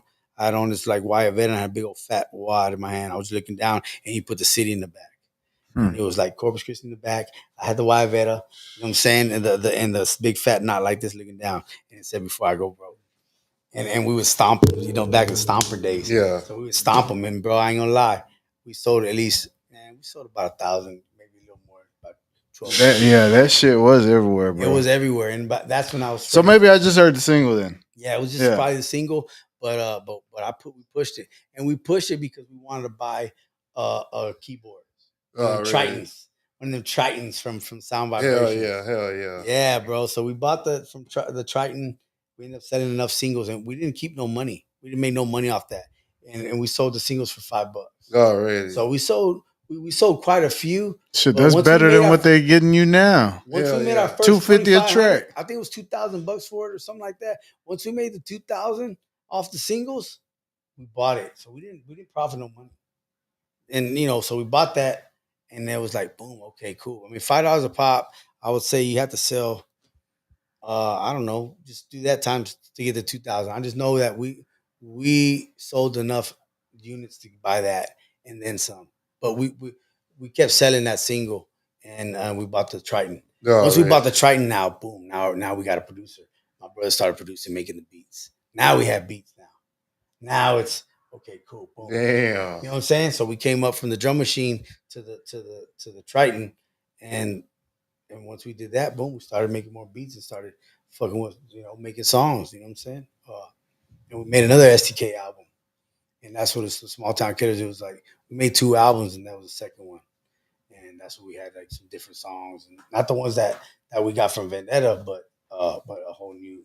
They're all produced by Yeah, your brother. yeah, beats, and then but that Before I Go Broke really set it off, and then we used to, that's when I met Flatline. I remember Flatline just coming home from jail, and they brought him to my crib. That's what I was going to ask you too. Like, who were some of the other artists that had, like you say, the way Fat Man had ended up running over there? Who were some of the artists that weren't necessarily signed to y'all or down with y'all that ended up running through there? So speak on Flatline a little bit. Man, shout out to Flatline. Rest in peace to Flatline, man. R.I.P. Flatline. Flatline came through. He had just got out of jail, and they brought him to me, and he came to the crib. He was, so his whole dream, like when he came home, he wanted to sign with Dope House Records because at that time, Dope House Records was like, the top Mexican in the rap game. Yeah. So if I get it, you know what I'm saying, and I ain't gonna lie. I mean, every Mexican want to sign with Southport Mexican. Yeah. With Dope House Records. So he had the vision of doing that when he came home. He felt like he was gonna do that, but then somewhere down the line, things changed. And he started his own thing. You know what I'm saying? So he came out. Who else was that? Was another group? Four Corner Hustlers. Them, and he ended up come to us, checked us out. You know what I'm saying? But he was on his way to trying to see about the signing with the Dope House. Then he got introduced to Smoke Beats. Shout out to my brother Smoke Beats. And when he ran the Smoke Beats, then he felt like, okay, boom, I got a producer now. So he was kind of like repping a little bit more with Thug City. He didn't have his own label at the time. So Four Corners was up under a group called Thug City. And that's when he kind of took a liking over there because they had the producer, an in-house producer. So that was Smoke Beats. Yeah. So if you wanted to be in the rap game, or well, you need to have beats. At that point, we were rapping over instrumental. And then, we're all hooded with it, but you know what I'm saying? Like they were a little bit more like if you want to take this shit seriously, we got to have our own beats. We can't just be rapping over fucking these singles and shit like that. Exactly. So he found a producer over there. My brother was a producer, but he wasn't really a producer. We just didn't have nobody making beats. Yeah. So he was doing the best that he could. Yep. And you know what I'm saying? So we rapped over that. But Smoke was really making some tracks. He was making some tracks. So, I guess Flat went over there and was like, man, you know what? I need a producer. So it made sense for him to stick around over there. You know what I'm saying? But we were all still cool. Who was Thug City Records at that time? It was the only ones that they had under him was just Four Corner Hustlers. And it was a guy, shouts out to homie Bob. He's from San Antonio. And I think his mom was helping them. They had like a restaurant. I think they were funding them to make the first album and stuff like that. And then they got on, doing their thing. And then like I said, we were all started at the same time. Already. Yeah. And we did our first show together at Yellow Rose. I don't know if you remember Yellow Rose. Yeah, hell yeah. Yes, sir. The Yellow Rose days. Man, that was one of our first shows, man. That was a big place, man. If you went perform the Yellow Rose, man, there's a crowd. Yeah. We felt like we made it once you performed the Yellow Rose. Who y'all opening for? We opened up for SPM. No shit. And that was like a real big fucking thing at the fucking time. Man, there was 5,000 people at that joint. Damn. 5,000 people, man. And we came out, man, and you know what? Our whole thing was not necessarily to like show them up, but rap is competitive, man. Yeah. You went to show them up. You can say that. We were just talking about that the other night too. That's just in the nature of the rap. We want to stick out. Yeah. Okay. Stand out too. Yep. We want to stick out. You know what I'm saying? And I remember I had the vision already, man. I'm like, man, we're gonna do this and this. This is what we're doing. Them songs that Vendetta produced. Yeah. So we went to his house. He gave us the beats, and we there was no rapping over your track, your vocals, because we didn't even have that songs recorded. So it was just go over there and practice. You know what I'm saying, and get ready for that big show that was coming up. And now keep in mind, you know what I'm saying, we're all doing our thing out here. You know what I'm saying? Everybody had a little bread. So I came up with the idea like, man, this is our first big show. We got to stick out. This is how we're going to do it. We're going to start out with this song, and then we're going to go into this song. Then once we do this one, I was watching all the other guys, like the Snoops, the Jay-Z's, all these guys, bro. So I'm taking a piece from this guy's show. I'm taking a bit from this guy's show. And I'm like, man, we're gonna put this into our shit, right? So I'm like, when we come out, we're gonna stick out. We're gonna make a big fucking mark, dog. So we start getting ready, dog, practicing the shit. We didn't have, the songs weren't even recorded. We just had the beat, and we would just go practice. Boom, we're just rapping over, practicing. So we're gonna come showtime. Okay, cool. We're all gonna get the same. But we fucking got all the same baseball jerseys. We had jerseys and whatever gun we were packing. I had a 9. Put the 9 on the sleeve, and we had the logo in the very back of it. And let's say my bro had the 45, he had 45. My other homie had the 380, 380. The 22, homie had 22. There was like 5, 6 of us. So we get ready for the big show, right? We're like, okay, well, look, man, we got to get some strippers, right? We need 2 strippers to come out, dog. We need 2 strippers to come out. We're gonna do a song called "Been There." Been There it was like "Been There, Done That." Remember, Dr. Dre had a song called "Been There." I done that. We You had got one called guns. "Been There, Fuck That." We got You know what I'm saying? So we're like, we been there. We fuck that. You got hoes. We got rats. There's over a million bitches in this planet Earth. Don't give them shit. Excuse my language, but it's like, don't give them this, that, because it's all they worth. Man, talk about trying to show up SPM. Bro, so we were ready, bro. I ain't gonna lie. Promise to God, bro. We was ready, bro. We all had some chips. I'm not gonna lie. We all had a little something. Y'all rolled up all deep and shit? Deep, man. You know what I'm saying? That D boys up and jumping out the big, great white limo, dog. We pulled up in a limo, dog. Everybody thinking SPM's up in there. Yo, Southwest Mexican in there? Nah, he ain't up in here. I don't know where he came from. He came from somewhere, wherever he was at. And I just remember hopping out, bro. And we look good, dog. We look like a boy band, dog. Like everybody clean cut, thugged out, but we look good, man. Like a boy band. Nigga, we was like, bro, we're gonna make a mark, dog. And sure enough, when we stepped out that limo, people were staring, looking. We looked like somebody. Our whole thing was we have to stick out because there's gonna be. Yeah. How we gonna? We gotta look bigger than what we actually are. You know what I'm saying? It wasn't like we were rolling limos every day. Yeah. But come that night, oh yeah, we pulled out. We pulled out. Yeah. And even Carlos didn't have no limo, bro. He wasn't rolling like that. Yeah. I mean, that was probably one of the first big shows that he did when he came down here. And I don't even think he knew it was gonna be that big. And 5,000 plus people were up in that Yellow Rose. And we came out. And he was already peeping game. Like you could see everybody. Man, who these guys? You could kind of peep them in the, you know what I'm saying? And it was like, he was like, man, who are those dudes? I don't know who they are. They put them in a limo like that. So I knew we made an impact off the rip. We made an impact so hard, man. And I'm going to just say like this. When we went on stage, we got to our first song. Boom. We come out doing our thing. Boom. We're supposed to perform 5 songs. He had already seen the girls off to the side. The stripper girls. Somebody saw him. If he didn't see him, somebody saw him. But they had already seen we made our presence known when we walked up in there. So these girls had on the Dickie, the jumpsuits, the mechanic suits. Yeah. And they had on the stripper outfits underneath. So when we brought them out to the third song, they were gonna take those off, boom. And man, we were gonna kill it. The crowd was gonna go crazy because we had to, you know what I'm saying? There was the game plan. Second song.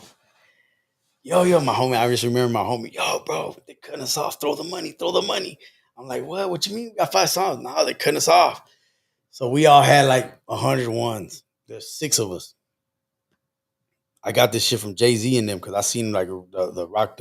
What was it called? It was I saw it on the documentary. The Blackout. Backstage, the Hard Knock Life. Yeah. No. This was It was. I think it was one with DMX Blackout and all them.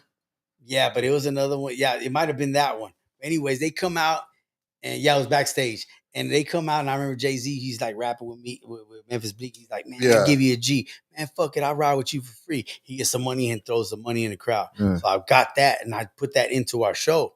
But that wasn't until after we brought the girls. We were supposed to do 5 songs, but they had already peeped game. So they cut us out the second one before we brought the girls up. So my boy's like, man, throw the money.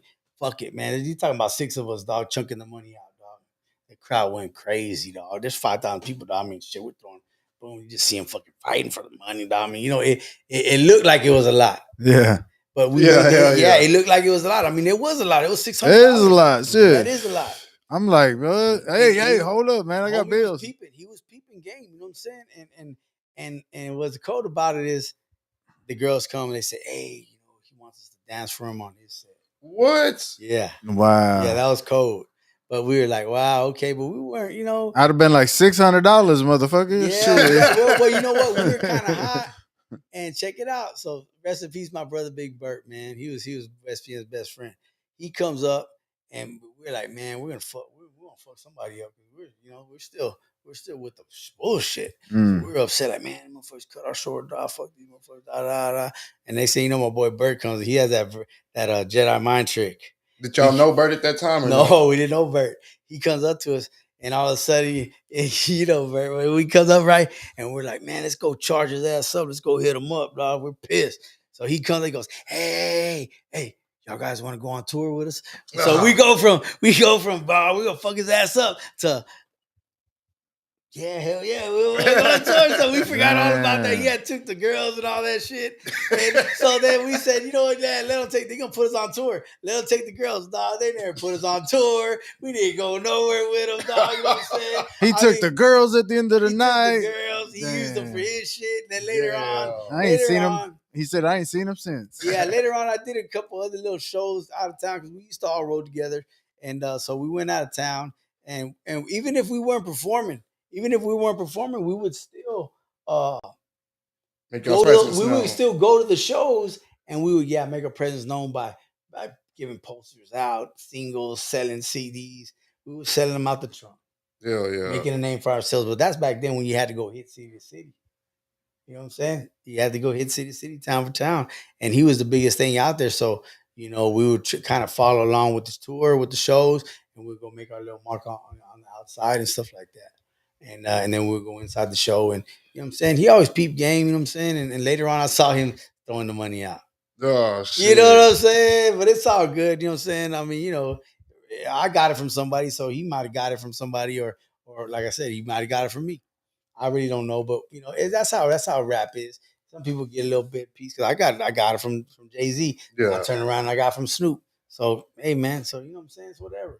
I say that shit all the time, like about the podcasting thing, because to me, the whole concept when we were doing the cave shit, that took me back to the basement, with Big Tigger. Oh yeah. But it also took me back to Wayne's World, which is like completely different, but it's more, You know what? And that, speaking of that, I mean, right here, right now, I mean, that's an idea right there. You know what I'm saying? Take it back to the basement. You know what I'm saying? Maybe set up a little thing where, the artist can come through and bust a little freestyle after the interview. You know what I'm saying? Yeah, that might be an idea. You know what I'm saying? So, hey, man, but that's what hip hop is, and that's what it is. You got to be willing to network. If you're not willing to network, man, I've seen a lot of careers get cut short because of that. Yeah, hell yeah. Yeah, so shout out Jay Lee tuned in. He said classic show 99. Man, and he said throwing money at the shows. Yeah. Shouts out to the homie, man, whoever's watching out there. Yeah, Jay Lee at a gunplay. Tone said back then we actually had shows not like today, rappers performing for rappers. Yeah, back then it was a lot of that, man. I mean, we did it with Switcher House. We did it with a lot of different groups. Talk about that one real quick, the Switcher House show. Man, the Switcher House, I remember I can't remember who came from Switcher House. There was there was a lot of them.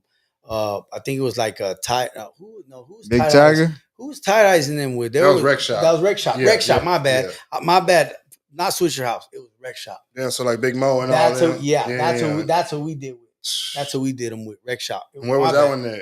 That was at the Galvon? No, the what was it called? Center Theater. The Center Theater. Wow, let me find out you were there that night, bro. Yeah, Center Theater was dope. The night that I told you we left before the fucking show. Oh, man, Center Theater was dope. Nah, it was Screwed Up Click Show. You can see there's a video on YouTube, and it just type in Small Town Killers. Which one? There's like a bunch of them on there on YouTube where y'all doing shows and shit. And it's those crazy. are at the Center Theater? Well, somewhere at Center Theater, some was Yellow Rose. Let me ask you, were all those videos on that one channel? I can't remember. Oh, okay, because I know you were saying like he had his shit like way back. He was like early YouTube posting type shit. Yeah, I know they were all under that one certain channel though for damn sure. Man, that's what's up. I had mine about 14 years, I think. Rec Shop, man. Yeah, that's what's Rec up. Shop, dog. I remember that, dog. And man, you know what I'm saying? We just we tripped out. That was the first time, we would see just different artists come through, man. You know what I'm saying? And They were packing the house. The promoters were packing the house. They weren't charging us to get on these shows like they do now. The game is kind of different, but just all about who you knew. What were some of the biggest acts that y'all opened up for back then as a small town killers during those We did times? like, man, I remember it was just like different ones. I think we did Big Mo, Little Flips. We did like who else? Man, it's been so long ago. You said the Yellow Rose and shit too, huh? Yeah, those are the Yellow Rose. Over there was like the Big Mo's, the ESGs. That's what's Who else? The rec shop guys. already. Did you happen to be there when they did the Master P? We didn't do a lot of shows. What was that? The Master P, We went 50 to Master Cent? P. We went to Master P 50 Cent. We didn't perform at it, but Oh, shit. we didn't do too many shows like back then. Already. We only did like a couple, but we always did local shows and we always did our own show. Already. You know what I'm saying? Or if it was like a local show, we would come on. We would do like the but and I guess that's cool for right now because man, I can't remember the last time I've even opened up for anybody. You know what I'm saying? And not that I do a lot of shows, but I do shows, but I just do my own. And if it's like, there might be 50 people there might be 100. You just never know. You know what I'm saying? Well, Big E, shout out Big E. He was watching earlier. Eli, he said that you had put him on free game about the car shows or something like that. Yeah. That's what I was going to ask you too. What came first, opening up the store in the trade center, or start doing like the car shows? The store at the trade center. Let's talk about that, and then we'll get into the car shows. How did you? What made you want to open up a store in the trade center? Because back then when we would sell our records, we would have to sell them at the little shop, the CD shops that were there in the trade center. Okay. And I remember I would come and they would take like 10 of them, and they would say, "Okay, we'll drop us off 10," and then but we have to go checking back every weekend. Every weekend we go back. Hey, what's up? Y'all still got some? Oh, we sold 5. Okay, cool. Well, okay. Well, when we sell all of them, then we'll pay your money. So then it was like, okay, cool. And then it was like, okay, how many guys? We just go next weekend. Oh, we got 3 left. Oh, we got 1. Okay, damn, well, shit, I don't get paid. Okay, cool. We sold out. Oh, wow, damn. Okay, well, yeah, give me another 10. Give me another 10. But it was just like only 10 at a time. Yeah. So we would go here and there. You know what I'm saying? And to me, it was just like, man, I need to sell more than 10. You know what I'm saying? Like, if I had my own spot in here, I could sell fucking many as I wanted to. As many as I want. So that's what I did. I ended up getting this some money, and then we opened up a little shop. You said I went from selling 10 to times 10. Yeah, and we started selling more and more. You know what I'm saying? And that was I only got that place so I could push my product out of. Already. And I could make a name for myself. Already. And you know what? I had it for a long time. So you started having other locals in there as well, right? Mm-hmm. Yeah. I started having a few other locals, and then but it was mainly my spot to sell my stuff. Yeah. And then eventually I started getting people. But when I first started, it was just my stuff, and then I was messing with maybe a few artists from out of town, and then I would put them in there. Already. I'll put them in the thing. And then that was it, man. So it started serving its purpose. When did you go? When did you go from Small Town Killers as a solo artist? I always kind of did, but when I did it before I go broke, that was a solo thing that I did. Okay. So I was already doing my own thing, but when I really branched off, and that's when I got my deal with Selena's brother, AB. Already. That's when I branched off, and you would think, my brother and my other homie would be like salty about it or whatever, but it was more like, man, if I get in the door, I'll bring y'all guys with me. Hell yeah. And that's kind of how it was. There was no hater. It wasn't nothing like that. You know what I'm saying? It was just like they knew, man, we were just gonna do this thing. We just did this shit for fun. But they knew, like, man, this guy really taking it serious. And you know what? Shit, whatever, man. I mean, and when I did get on, I did bring him to come record some joints. But we recorded a few, but that was about it. And they just kind of AB kind of selected and picked certain songs that he liked, and we went from there. But shouts out to, man, that's when it really started. That's when it was like, boom, okay, shit, man, shit's starting to get bigger here. I'm seeing these platinum plaques hanging on the wall, man. I'm with I'm with Selena's brother, bro. God damn. So Hold he was up. like trying to start like doing like a little bit of rap. Yeah, Okay, already. yeah. So he ends up signing Smoke Beats. Mm. Damn. He signed Smoke Beats, and he moves them out there to McAllen, and they have a big studio. I mean, this is AB dog. This is a big dog, man. So it's like wow, and everybody's like, man, oh, you hear the stories. Oh man, he don't pay. Oh, he burns people. Oh, he does this. Man, bullshit. I'm gonna tell y'all right now, that's bullshit. People say that because they don't know. Yeah. They just hear the rumors, so they automatically that's all people do. And not only that, people like the negative shit. You know what I'm saying? But every time I come out, man, I'm always like, man, that's bullshit. I seen him give. I seen him, man. He Smoke's story is. You need to get Smoke on here. His story is a remarkable story. But what I'm saying is, he went from nothing to something. And I seen it because we all started out, and he went from man to the boom boom room Mm-hmm. to you know what I'm saying. I'm not gonna tell his story, but he's part of my story. Yeah. So he went from that to having a crib out there. He got a car. He's out there living out there. He's in the studio every day. He's producing tracks for the rappers that AB wants to start doing a little urban thing. So he's producing right, and he could have got anybody in his group. He could have got anybody else. He could have got Flat. He could have got such and such. He could have got any artist from that was down with him. And this dude chose me out of everybody. He chose me. Hey man, I showed him some songs. They like AB likes your stuff. Man, he wants to meet you. They might want to give you a deal. So I'm over here like, holy shit, what the fuck? Come on, man. No way, stop playing. Nah, for real, man. Blah, blah. So he's like, man, I'm about to sign with him. And all of a sudden he goes over there. So now I know he's not lying. Yeah. So, man, I remember I rushed home to go pick up an album. We were at the strip joint and we were at Cheetahs. And then I remember, shouts out to Big Bert. Big Bert's like, hey, yeah, man, bring us a CD. But Bert was always doing that Jedi mind trick thing, dog. So I was like, man, I don't know if this guy's bullshit or not.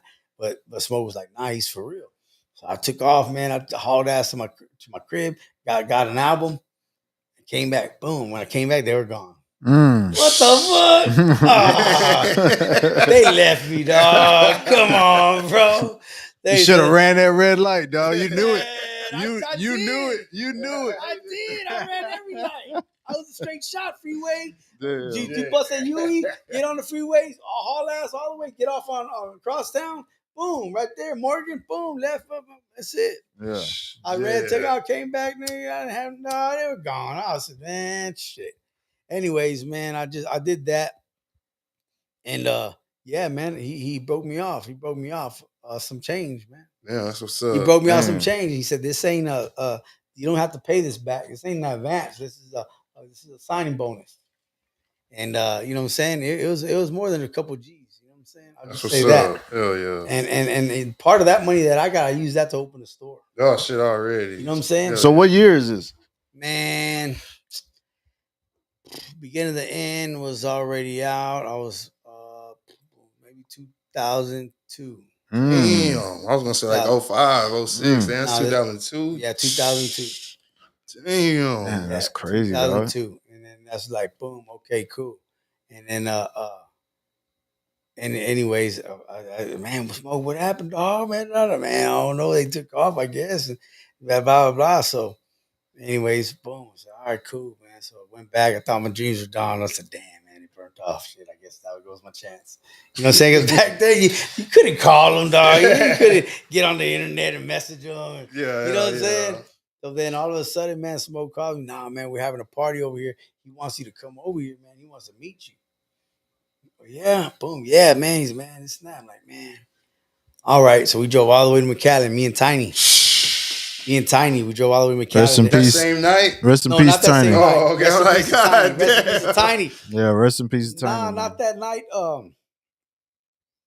Like maybe a couple weeks afterwards. Alrighty. AB's having a grand opening at a studio, KOB Studios. And everybody's gonna be out there. Media's gonna be there. All sorts of people are gonna be there. And Selena's brother. yeah, so we're like, man, you know what? He said he wants to meet you. All right, cool. I think I went over there, didn't even meet him. No. Goes out there again. There goes a shot. Damn. All these things are going on. Like maybe it's not meant to be. God, what? So he didn't What show I up to gotta his do? own party, or what? Yeah, What's that? He didn't show up to his own party. No, he or what? showed up, but I didn't get to but meet you him. didn't get a chance to Damn. It was so much He shit might going say, on. boom, took off. I said, bro, he ain't trying to meet me. Yeah. Stop lying, dog. You make me drive all over here, smoke. I was pissed, dog. Oh, man. Nah, man, I don't know. No, he does, but I don't know. Maybe it was just this. Man, hell, I'm going home, dog. Anyways, I take off home, dog. And then he calls me again. Nah, man, he said, you know what? Bring him over. He wants to sign you, dog. I said, stop lying. Stop lying, dog. How's he gonna stop lying, dog? Nah, I'm serious. Then Bert's like, nah, for real, bro. Like, come through, man. He's gonna sign you up, dog. He got this money for you, bro. Blah, blah. Stop lying. So here I go again. I'm like, Back to McAllen?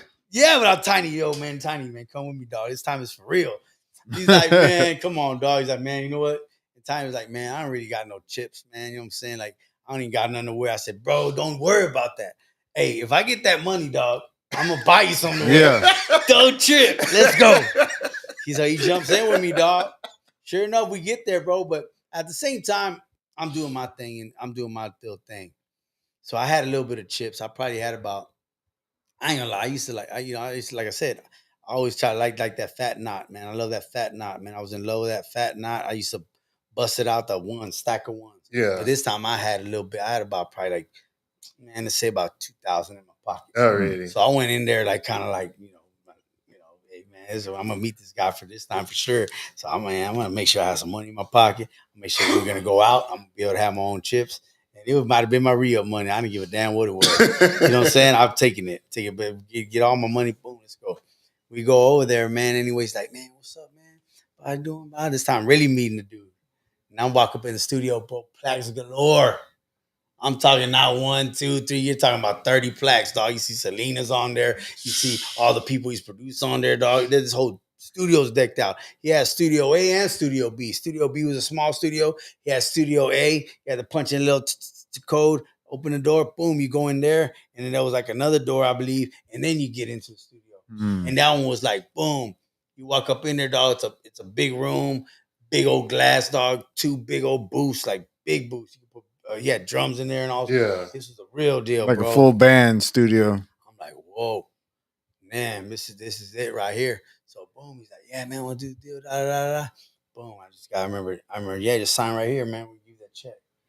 Where at? Boom. I didn't read no contracts or nothing. I don't give a damn what the contract said. Thought like, give me that money, dog. Because I knew I was gonna get that 5 and I was gonna turn it into 10.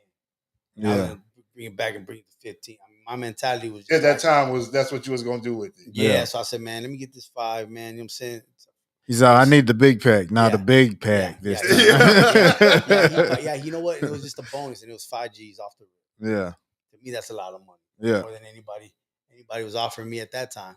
Yeah, so you know what I'm saying? But you hear the stories. He don't pay that bullshit. Was it like a song deal? Like, hey, we're buying these 2 songs off of you, and you'll get some royalties, or there was like an album deal or some shit like that. It was an artist development deal, and in other words, it was for X amount of albums, like 3 albums, and if he wanted to, we could re-sign or not. No, but it was an artist development deal to where he was gonna groom me as an artist. Oh, really? Are all artist development deals that same basis? Basic what he was offering whoever else he signed, because he signed a few other people too. Those were his stipulations. Got you. I can't speak for another label or another company, but that's what was going on. So how does that work? Okay, you record the first album and whatever, like he pays for like the studio time and all that, and whatever after he recruits, then you get your percentage of whatever y'all talked about before that type. Yeah, pretty much for for each album type shit. Pretty much, but he had his own studio, and he had his in-house producer. Okay, which was Smoke. Okay, so he was smart with it, and that's where I got the game from. A lot of game from him, because I was like, okay, well, he got his own in-house producer. He don't have to go buy beats already from nobody. He got this guy Smoke making all the beats. Yeah, he got his partner at the time was Cruz. Shout out to Cruz Martinez. Cruz Martinez was helping making beats too, and then he signed a couple rappers and a couple producers. Already, so he had the game And I call it the Iron Claw. You know what I'm saying? He had it like that, man. Well, Yeah, as yeah. far as his label was concerned, Yeah. he knew what he was doing. He had the rappers and he had the producers. Yeah, And, yeah. and those producers were engineers. Like Smoke was an engineer. You record and produce. And the other guy too. And everybody that he had, they produced and they recorded. Damn, that's what's up. Yeah, man. So that's what's up, man. So that's when we did that. We started getting busy, man. So what comes after that? After you sign the deal, now you recording. What comes after that? Are you moved to McAllen, or are you just having to go back and forth down there to make music? Nah, because I was making way more money over here. So it's like it was like, nah, man, I can't move over there, but I am gonna be coming back and forth. It was like my second home though. Oh, really? I was coming back and forth. I would go over there for 3 days, come back. Monday, Tuesday, Wednesday, I'll go there. Then Thursday, Friday, Saturday, Sunday. Then Monday, Tuesday, Wednesday. You know what I'm saying? You know the days I come back. You know I come back on the hot days. You It's popping. Yeah, you know what I'm saying? Okay, slow on Monday, Tuesday. So I was like, okay, cool. And then I remember Smoke out, man, said, man, you remember what's up, man? You keep on leaving. And I said, yeah, but I gotta go back. He's like, you're supposed to be working on your album. But I was so cold with it, dog. When I went over there, bro, I'm knocking out 3-4 songs. Bro. Yeah. When I'm there, I'm not messing around. I ain't, you know what I'm saying? They had a thing called Power Hour where they would go either to the club or to the strip joint. And so it was Power Hour, but they would never go like, they wouldn't be out there, how you say it, like going, oh, we're going to club tonight, bro, and do this. Nah, when I got there, I wasn't playing no games, bro. Yeah. I was really like, boom, okay, let's go there. Let me hear the beats. Boom, boom, boom. Okay, I like this one. All right, cool. I would sit in my car because the studios would be so booked up. They would have other artists in there recording. So I go sit in my car playing the instrumental. Boom, getting my shit together. All right, cool. I'm ready, man. Boom, let's go. So I record a couple songs. I went over there. One of the first songs I recorded was a song called "Thug Like Me." So I went and he was letting y'all be yourselves. He wasn't on some like I need some cumbia type rap. He was on some like he was letting y'all be yourselves. Mm-hmm. Yeah. Already, that's what's up. Which was dope because you would think he would come in and like, oh man, I want this and that. Yeah, hell yeah. But it was like a hit or miss. If he liked it, he liked it. If he didn't, he would shoot it down. So you really couldn't get too personal with it. You know what I'm saying? Because it was just that's just the way it was. Well, for me, I was like, man, I'm writing these songs like 30 minutes, 40 minutes. Yeah. I'm not tripping. You know what I'm saying? I'm not thinking about royalties. I'm not thinking about any of that. My thing is just, I went over there and I didn't go for the money. I went over there because, like I said, I had a little bit of cash. I went over there because to me, 5,000 ain't really much if you look at it. But it is something. But if you look at it, it's like, man, I don't know, 5,000 really is. Back then, to fucking be a rapper from, I think today to be a rapper from Corpus that gets a fucking $5,000 signing bonus. That's something major. Yeah. So for this to happen in what you say 2001, I'm guessing. Yeah. Like, fuck yeah, hell yeah, that was fucking major shit. Yeah, but I didn't look at it like that because, like I said, I had chips. I had some, so it wasn't about really.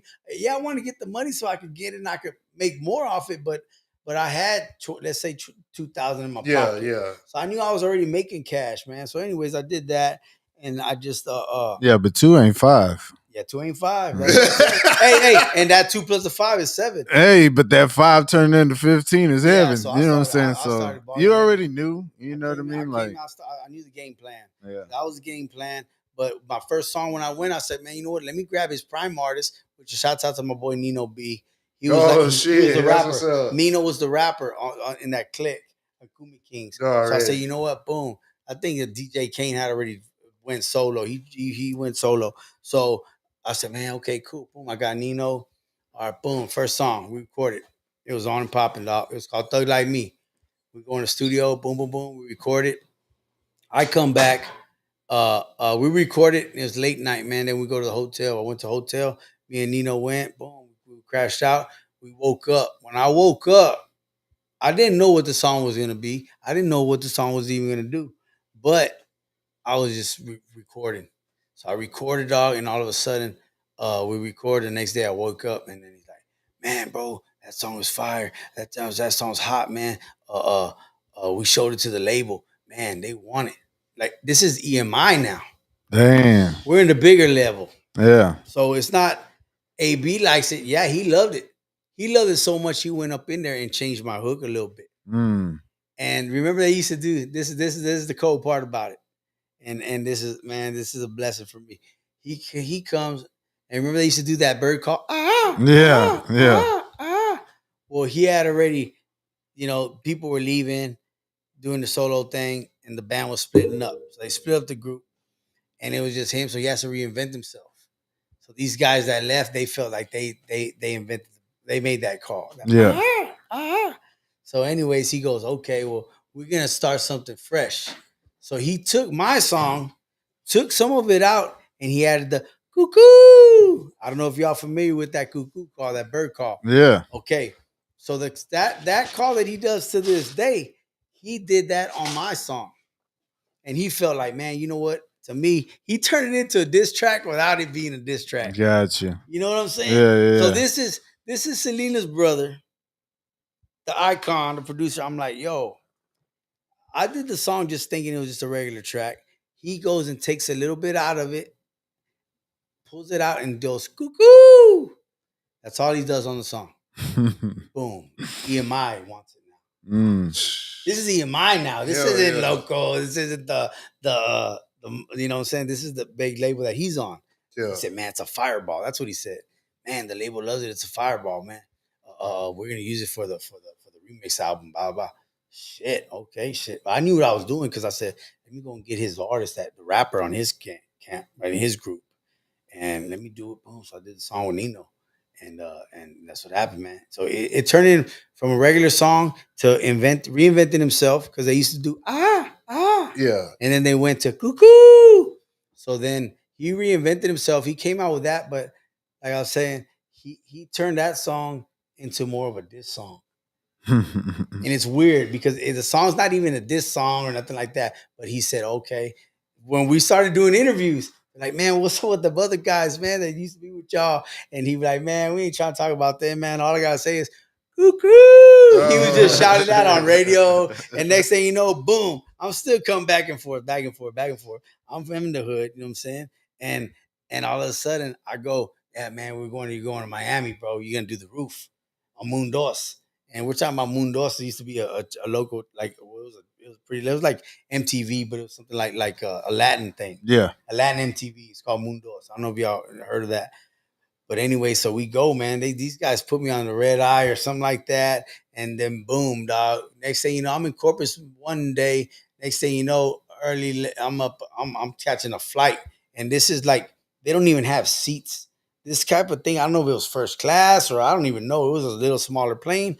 But I remember we were sitting in chairs like this, dog, on the plane. I'm not with them, though. I'm by myself. Damn.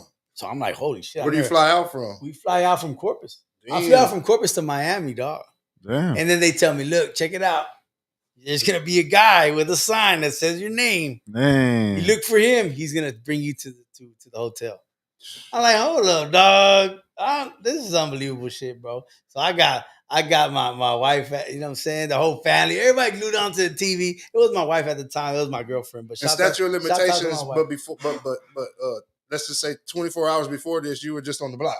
Yeah. Yeah.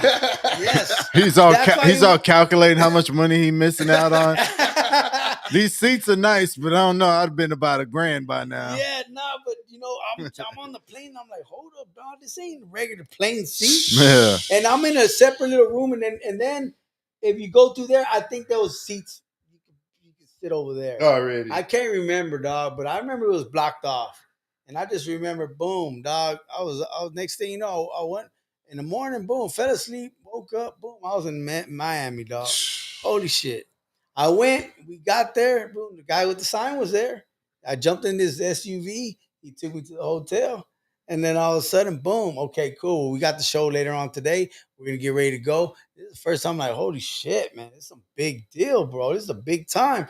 I go over there to the show. You see the TV crew. You see everybody. The cameras and all this shit. Cameras and everything, bro. The set and everything where they're doing the show. And then all of a sudden, we're going to perform on the air. We're going to perform on it was called The Roof. So, okay, cool. Boom. Next thing you know, they're like, okay, step over here. They're going to do makeup. I'm like, makeup? What the fuck? What's makeup? Like, no, you got to do that because you don't want to look oily on the camera. I'm like, okay. Boom, I went, shit, I didn't give a damn. Fuck it. They touched me up, put a little fucking, you know what I'm saying, little powder on you, and they do all the whole shit to make you look good. I'm looking at myself like, hold up, dog. I look in the mirror, I'm like, damn, this shit looks kind of thick. But they're like, nah, don't trip, dog. It looks good on camera. You know what I'm saying? You look good. And I was like, damn, I don't know. This ain't me, dog. You know what I'm saying? But who am I? I'm not making no waves, bro. Because I seen people make waves and they cut them off right then and there. Okay, you don't want to do it? Oh, fuck, come on. We'll get somebody else. I'm thinking you sit there thinking like, shit, maybe I should leave the dope game alone. At that point, shit. Yeah, well, I'm not, I'm just in awe. I just can't believe that I'm even there. Yeah. Bro. I'm like, bro, I was just in Corpus in the dirty hood. You know what? Do you know where Corpus is? You know what I'm saying? I'm like, look where I'm at. I'm in Miami, bro. I'm doing a TV show. And then all of a sudden, like, my girl's family, they're all watching. And also, so I'm on a cell phone and I'm texting, hey, they're like, oh, we see you. We saw you backstage, like in the back, getting ready to do the show. I'm like, for real? She's like, yeah, we're all watching. So they're all watching at their house. They're all on 12th Street. They're watching me, dog. Man. So I feel like, I'm like, holy shit, I made it, dog. You know what I'm saying? Yeah. And all of a sudden, dog, boom, it's come out live. And we come out, blah, blah, blah. We start rapping. But I'm nervous, though. I'm super nervous, dog. I mean, never done none of this before, bro. What's the crowd looking like out there? No, there's no crowd because it's just on the set. Yeah, got it's a TV show. There's no crowd, but they're like boom. So I'm real nervous. I'm quiet, but I come out rapping, and that was back then when everybody was like Jay-Z'd out when Jay-Z was wearing the button ups. Remember the button up, the nice shirts, with the stripes. Okay, well I used to like dressing like that. And I used to have the jeans with the J's on or whatever, the little style, and so we all came out like that. So I remember doing that. And then boom, we did the roof. And I remember, and we did that song "They're Like Me," and they kept saying, "Oh," and every time they would ask me, well, "What's up with them other guys, dog?" Oh man, we ain't trying to talk about that, man. All I just gotta say is "cuckoo." And he would that boy does that bird call to this day. Shouts out to my brother AB, man. And I helped him, and he helped me. You know what I'm saying? And I'm forever grateful for that, man. But it was weird because right after that, we did a countdown. Me and AB. This was just me and AB now. We're sitting out at the pool, and we're doing the countdown. He's like, "Yeah, man, it's boy AB Quintanilla, and I'm here with my artist, man, my boy Dapper Don, and we all checking out Southern Sun, the countdown, blah blah blah. This right here is song number 10, blah blah blah. We did the countdown, so we do that. After what that, network was this on? It was on the Spanish network also. Yeah, Mundos. Yeah, already. So we're doing that, and we do two. We do the countdown, then we do the live performance. Oh, this is the same show, or this is a different time?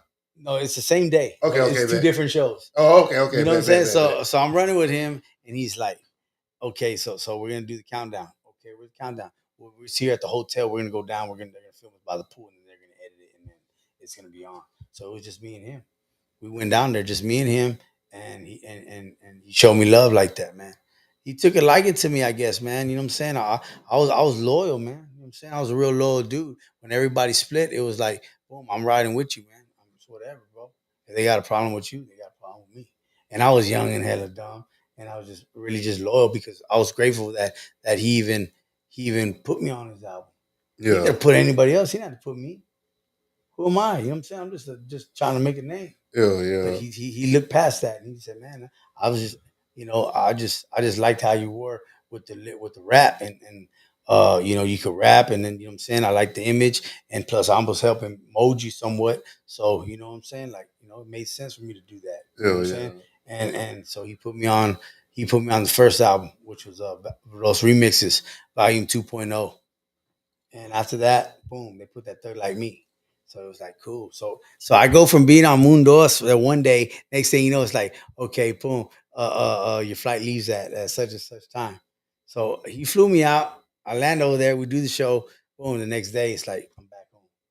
Damn. So I go and come like within that 24-hour span or whatever, which was crazy. I'm like, yo, I come back home and I'm like, oh shit, I'm back to this shit. This way before social media and all. I gotta go. I gotta leave. Were you back on the good seats on the plane back on the ride back? Yep. Oh, okay. Yep. I was back on the good seats, man. Yeah, I mean, he just took care of me, man. They didn't have to do all that, but I just, it took a liking to me, man. Was there somebody waiting in Corpus with a sign with your name on it? I can't remember who. He said that's why I came back. I can't remember who picked me up from there, man. I don't know if it was my mom. I don't know. I can't remember, man. Who picked me up? I think it was my mom or somebody picked me up. Did you ever drop an album with AB in them, like a solo album? Yeah, well, I did. I did. I recorded it. So we started recording songs, like I said. But they took that one. They liked that one, so they took it. They ran with that one. Yeah, they ran with that one. Boom. So he put that on his album, Los remixes. So now you're looking at, I'm on a song with Selena. I'm on a song with him, the Gumi Kings. These guys are top flight, man. They're already, we're talking about $75,000 a show, dog, in the Latin market. Damn. He's buying everybody them Jacob watches. Yeah. Remember them big Jacob jewelers? Yeah. Remember Jacob jewelers? Mm-hmm. Yeah, bro. So hey, he's buying a few of those to some of his close homies. When my birthday comes around, we're out there in McAllen. I go out there and I'm recording, celebrate my little birthday out there. Boom, whatever. We go to the mall, man. I'll never forget this, man. We go to the mall. We walk up in the jewelry spot. Oh yeah, man. He's gonna get some jewelry. You know, like he had some jewelry. They're making him a Selena piece. It says Selena on it. So, you know, like I said, I had my chips. I had my chips that he gave me. We go to the mall, man. We're going to go out to the club tonight. Blah, blah. Okay, cool. So I went went to Foot Locker, got me a little outfit or whatever the case. So I come back. I'm like, boom, I bought me a hat. I remember bought me a Texas hat. And I walk into the Deutsch and Deutsch over there in the Valley. And he's like, yeah, man, they're looking at the watches. And all of a sudden he goes, hey, man, let me check that watch out over there. It's a Jacob, right? So he had bought him one. He bought his Big Bert one, and then I think that was it at the time. So he goes, man, let me see that one. Boom, he gets it. He goes, man, check this out. Yo, check this out, Dappy. He calls me Dappy, right? He said, check this out, Dappy, man. Man, try that on right there, man. And I'm like, he's like, put it on. So the lady puts it on. Blah, blah. He's like, man, it's a nice watch, right? I'm like, hell yeah. Hell yeah, motherfucker's nice. It's fucking big. Got the bezel on it. It wasn't the plain Jane. I'm talking about the one with the bezel on that thing, right? Yeah. So I'm there, right? And he's like, hey, man, it's yours, man. I'm like, hold on, bro. I'm like, wait a minute. I start sweating a little bit. I'm like, yo, wait a minute. Hold on. Now, you done gave me some money. That was a signing bonus. If I take this watch, I'm probably never gonna get paid because this watch is 10 grand. This watch is 10 G's, dog. So I'm like, yo, I'm not gonna get paid, man. I ain't never getting paid. So nah, I'm cool, dog. I started thinking like, nah, maybe I shouldn't take this watch. So I said, nah, I'm cool, B, man. I'm straight, dog. I like it, no, it's nice. But he said, nah, man, don't worry about it. I think he could tell, like that you were like, this cat thinks that it's gonna be part of some recoup shit. Yes, because you know how it is. Hell yeah. You be like, oh, well, the cat. That watch I brought you fucking last year. The Cadillac, not free mud. You know what I'm saying? Hold up, dog. What do you mean? Yeah, well, I had to pay for that. That's $20,000. Whatever the case may be. The Cadillac Records. Yeah. So he tells me, hey, don't worry about it. Happy birthday. Oh, 10 grand on the hand, bro. Damn. And we're going out to the club tonight, dog. What the fuck? Pop on that big old Jacob, dog. I'm like, holy shit, bro. I don't even know what to say, dog. I'm sweating and shit. I'm just like, man, dog, you sure? He's man, happy birthday, man. Put it on, motherfucker. They came, bring me the box. That chick came in a box with 4 bands in there, yellow, blue, and red, and I had the black. And those bands are $250 a pop. Damn. And it came with the other bezel, just the regular plain one. You could twist off the diamond, and you could twist on the other one. That thing was $9 grand, dog. I remember out the door. Happy birthday. But he was flying, dog. These boys were flying. I'm talking about Thursday, Friday, Saturday, Sunday, 75 racks a show. Thursday, Friday, Saturday, Sunday, dog. They were big, dog. They were flying high, dog. So we recorded some songs. I just stayed recording, man. And I recorded 2 albums worth of material over there. The first album was a collective of songs that he liked. He just picked the songs that he liked. And I remember we went to H-Town to go mix and master them.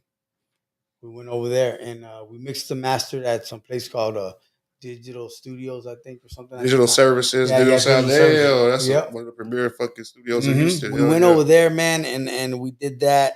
And he mixed down like 5 or 6 songs. And I was like, holy shit. I remember fucking being in there and AB, talking about AB, the motherfucking legend, dog, the icon. I'm sleeping on the couch. I wake up and they're mixing my record, man. I was tired, bro. And he's mixing the record, man. He's like, man, I need to get on there. I need to lay down a little bit. I'm like, man, you want to get on the couch? No, it's cool, Dappy. Don't worry about it.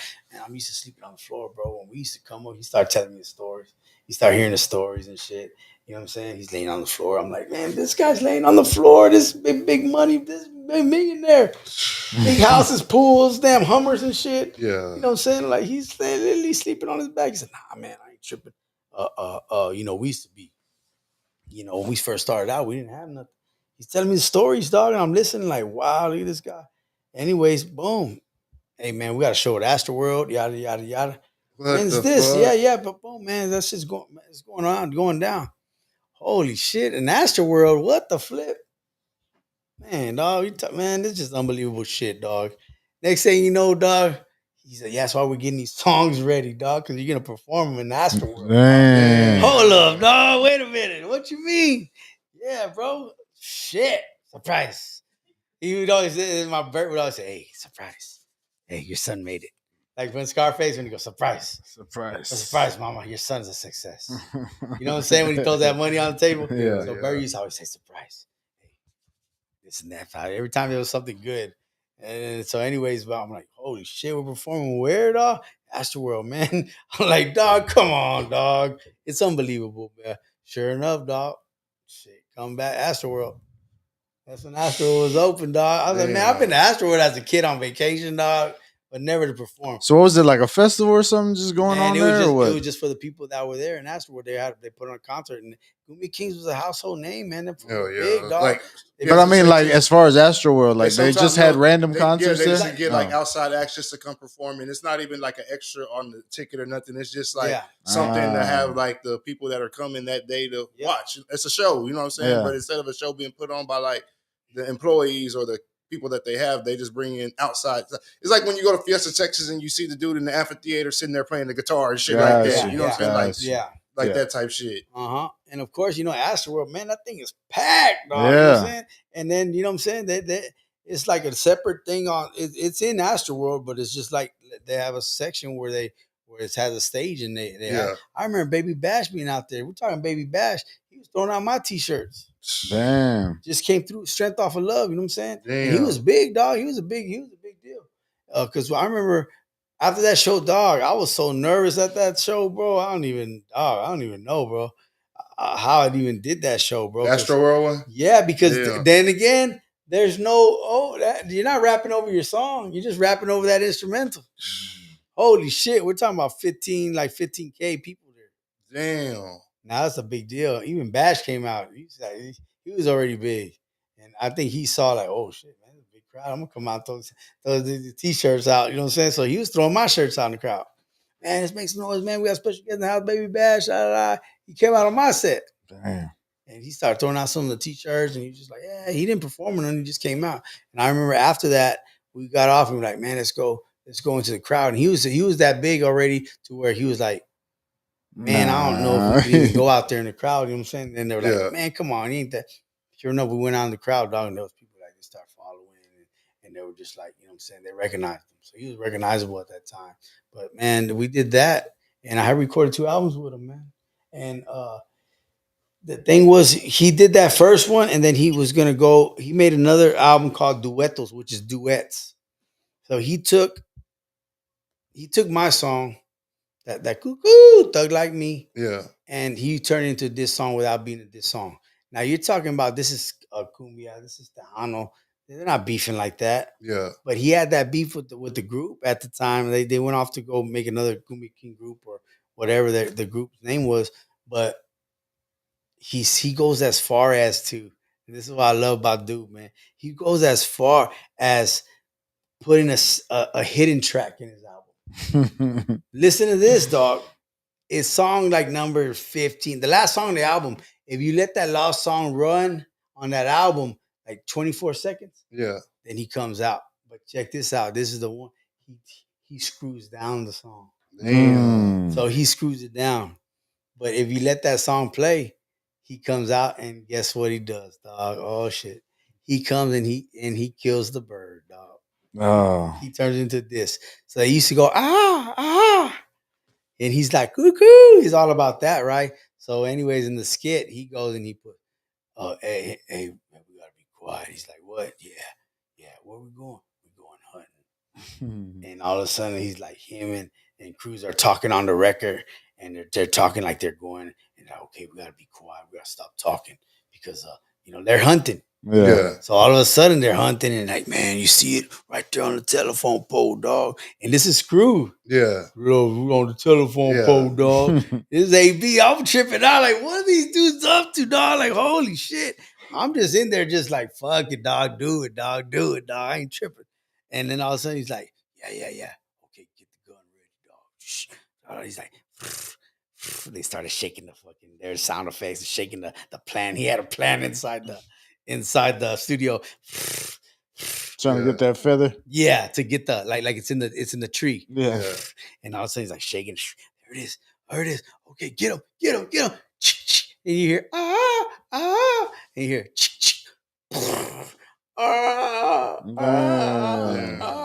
Got him, coach. Cuckoo! You need to throw like me, but it's screwed. Yeah. Screwed down, and then the song ends, and he's talking. He starts getting on there talking some shit. So what are the 2 albums that you came out with that were your projects under AB? Okay, look. So this is the thing. As far as my projects, I never put out a full length album with him Because he used your songs to just mix and match with other shit. But it made sense because he's like, man, we're gonna build some hype. EMI want to sign me, but they said I had to do half the album in Spanish and the other half in English. Oh, really? But he's like, man, you know what? This guy's he's really not a Spanish rapper. He you know. So now let's just go the independent route. Oh, really? So he was like, more, let's go the independent route. You know, we'll blow you up. I'll put you on my songs. We'll start making a name for you. And then when you have shows, I'll take you to open up with us, on tour with us. And you do some shows and we'll just build your name up. It was an artist development deal. Yeah. So that's what happened, man. So when he did that, bro, it was just the next song he did was a song dedicated to his sister and to his mom. And it was called Don't Cry Mama. Oh, really? That song was like a song for all the moms out there that lost somebody like due to like gun violence. Yeah. You know what I'm saying? And he goes, man, trust me, this song right here is gonna be the best song for you. Trust me, man. This is the real shit. That Thug Like Me was cool. Yeah. This right here, trust me, man. You do this one, man, this one's gonna last forever because everybody could relate to this one. Everybody had lost somebody that, you know, close to them. Yeah. And that, you know, when they hear the song, they're gonna think about it. And that's what happened, man. I did that song called Don't Cry Mama. And it was on and popping, man. You know what I'm saying? Like that was the next one. And those two albums, they went platinum in the Latin market. Damn. So I go from looking at these plaques on the wall to boom, getting me 2. I said, man, I just want 1. I ended up getting 2. Damn. I got 2, man, up in the crib, man.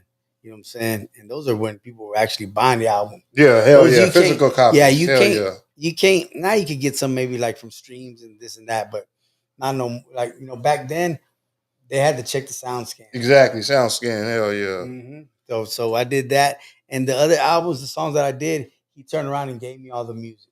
Oh, because really? there was something that happened or whatever, man. You know what I'm saying? And he said, you know what, man? I know you're independent. You put these albums out your own, so go for it, man. I'm gonna give you these songs because, you know, my band's splitting up, and I'm gonna have to recreate some stuff. And you know what? He just kind of did away with that hip hop. Okay. The label that he was doing. I was the last of the Mohicans, man, hanging with him, and it's funny, man, because fast forward to now, we's like, man, all the people that introduced us and people used to hang around, you know, we're no longer cool with. But you always still, me and you stayed friends. That's kind of crazy, huh? Hell yeah. And I always tell them, yeah, because it wasn't about the money, dog. Hell You know what I'm yeah. saying? It was just to come to the school. Hell yeah. So yeah, but I never put the albums. I ended up putting the albums out, and that's what I got the poster right here. And the first album I put out with him was a Celebrity Gangster, and that's this album right here, man. Let me see if I can get a little poster out real quick. Matter of fact, I'm gonna give you a poster, man. But was I gonna say, yeah. So it was this album right here, man, Celebrity Gangster, bro, and this was the first one of all the songs that he.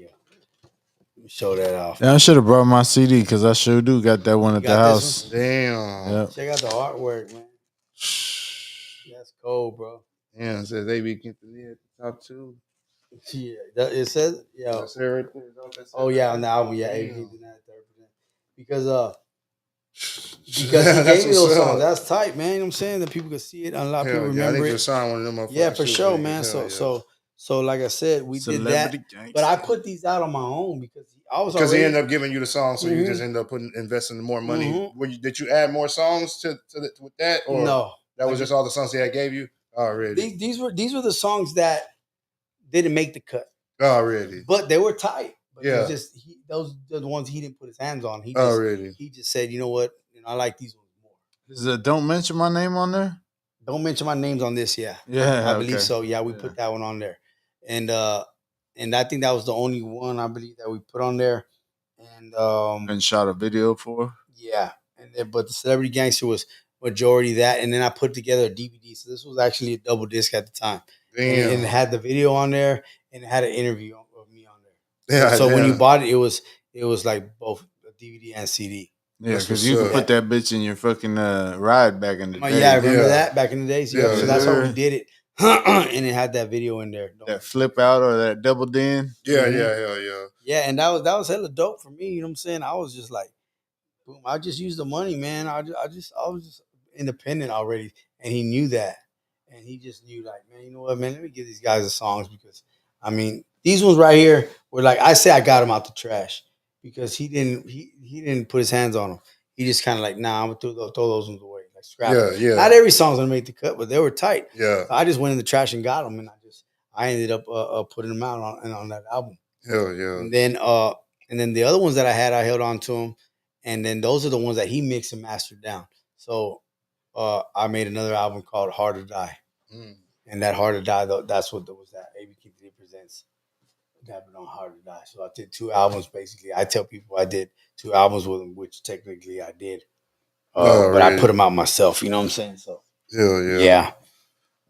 And shit, man. I mean, there's a lot, man. I mean, when did you get into the car shows and all that? You're like a mainstay. Right after that, the car shows. Right Man, after. we nailing the timeline right now. Yeah, where we at with it, man? That's where we at. We at the car show entrance now. Okay, yeah, man. Well, we're good on it. I mean, you know what I'm saying? Like, you know, the car show. How'd you get into that? I had remember Down South Grills? Yeah. Okay, Down South Grills.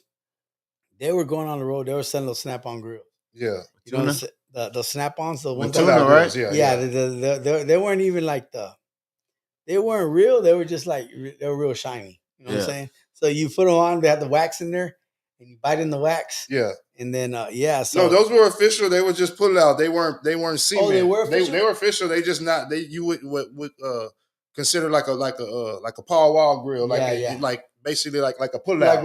Exactly like what I got. Like I don't wear this shit all the time. Yeah. Like, but theirs had the wax in there that shaped the mold. Oh, okay, you know okay. So they're not like a one grill fits all. So yeah. So yours is shaped to your teeth. Exactly. Yeah. Okay. Oh so yeah. They sell those at like the corner store. Yeah.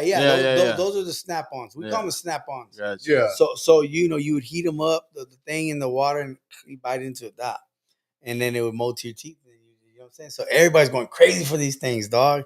I'm talking about they get them for like probably $10, and they're selling them for like $80. Damn. Yeah. Or they're selling them 75 a piece. And this is at the car shows? And they're like, man, first they were doing that, man, we'll do 150 top and bottom. What the hell? They're buying them for like $10-$20, dog. They were making a killing, dog. Damn. So yeah, this is at the car shows. So they were like telling me, like, hey man, you could come, but you can't sell the merchandise that you got because we sell merchandise. But you can sell your CDs if you want to. Like at our booth. Like you come join us at our booth. Type shit, what they meant. They're like, man, just give us like $50, man. And you know what I'm saying? Like, you know, you could come with us, go in on the hotel a little bit and shit. You know, and that's the way the thing was back then. You know what I'm saying? It was always like, even before them, you know what I'm saying? Like we used to share booths, like me, Flatline, Four Corners.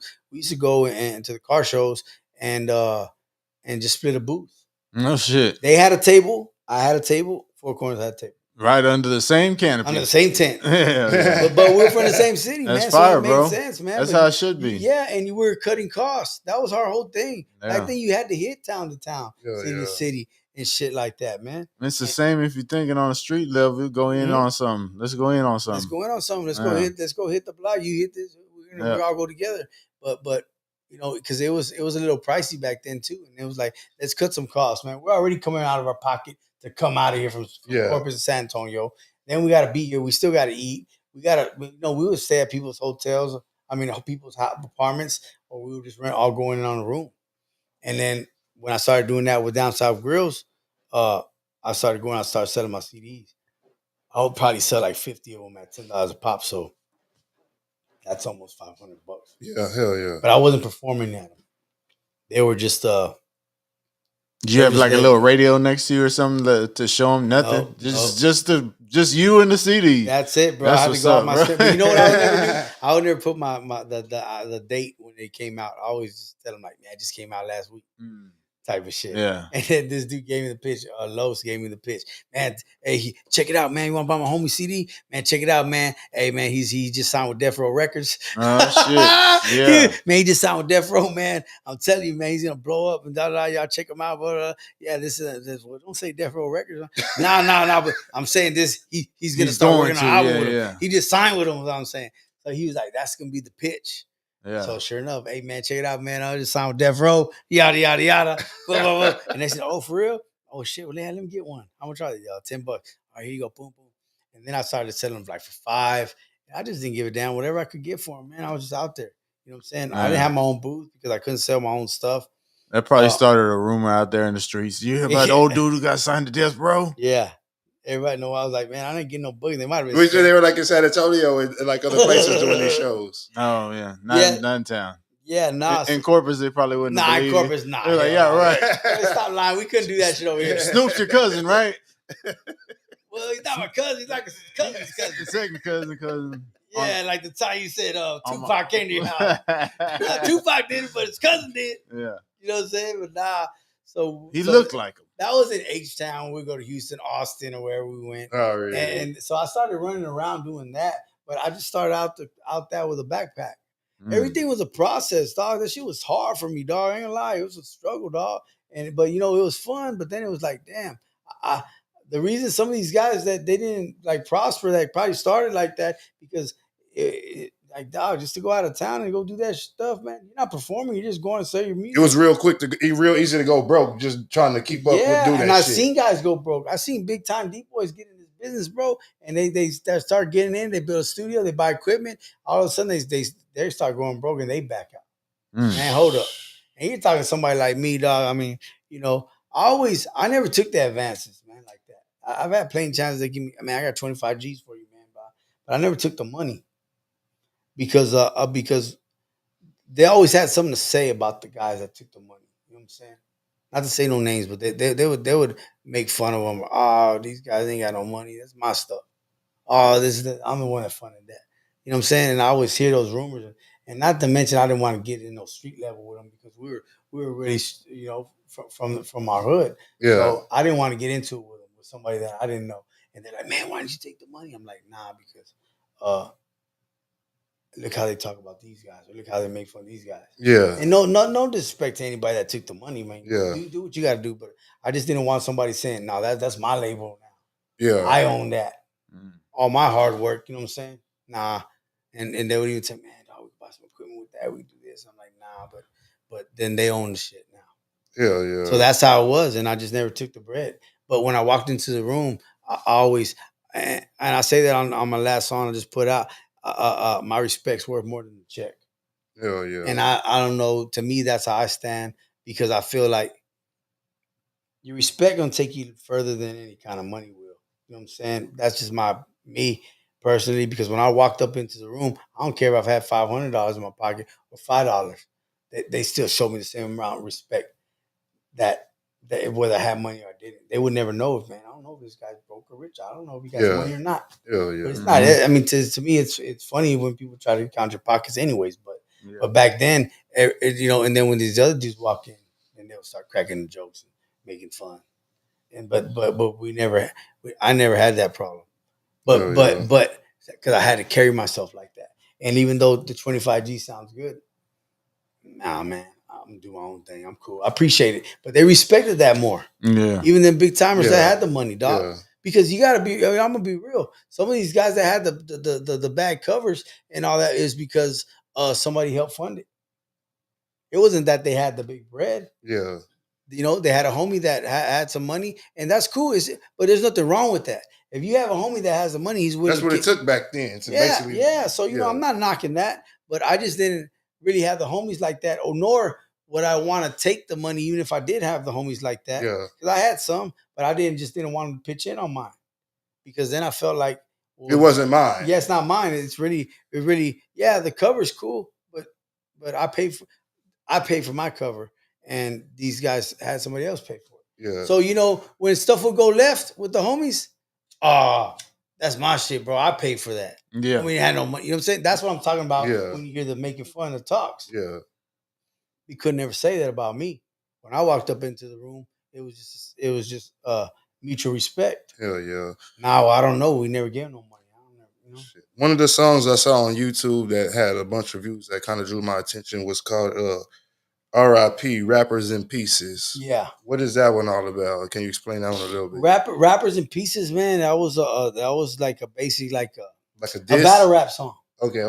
It wasn't a direct diss to nobody. It was Okay. just it was a battle rap. Oh, really? Man, which rapper wanted? Quintanilla. You know what I'm saying? Who wants the war? Like it don't matter who it is, whenever, man. But it wasn't a diss like I'm gonna diss this dude or this that. You know what I'm saying? I might have name dropped a couple people, but I wasn't dissing them. I think I mentioned like a Chingo Bling, but I just said, man, these rappers funny. They reminded me of Chingo. You know what I'm saying? Like just because he's a funny rapper, yeah. not because it was a diss towards him. diss towards him, but I just said certain things like that. But I just felt like, okay, let me put this. It's R.I.P. Rappers in Pieces. I'm gonna kill everybody on the track and whoever is because you know how competitive rap is. Exactly. That's what. Yeah. That's all it was. It was not. I was just gonna say. So coming from not from Chingo's eyes, but thinking like Chingo, that would sound like a diss and like, you think I'm funny, like type of shit. It would just spark just something as simple as that being rap as what it is. Yeah. That one liner can be seen. Okay. It could be. Yeah. And but at the same time, now it's I know you versus Chingo. I know him, but I mean, it was just like at the time too. It's like whatever. To me, it's like man, it's whatever, whenever. Yeah. And if you take it as a diss, you can take it. But if you can't rap it too, I would tell people. I mean, I did it in Spanglish. All the rhyme words in Spanish. Yeah. But I did that because I wanted to show the versatility or how versatile it was. I could rap in English and Spanish. Oh, really? So I mean, I eat you up on this side, I eat you up on that side, and it was more of a battle rap song. Oh, really? It wasn't a direct diss. Already, shit. Are you ever getting like Spanish interviews like that? I was just wondering that because you said that. Like, do you ever do Spanish interviews like when you were on Mundos?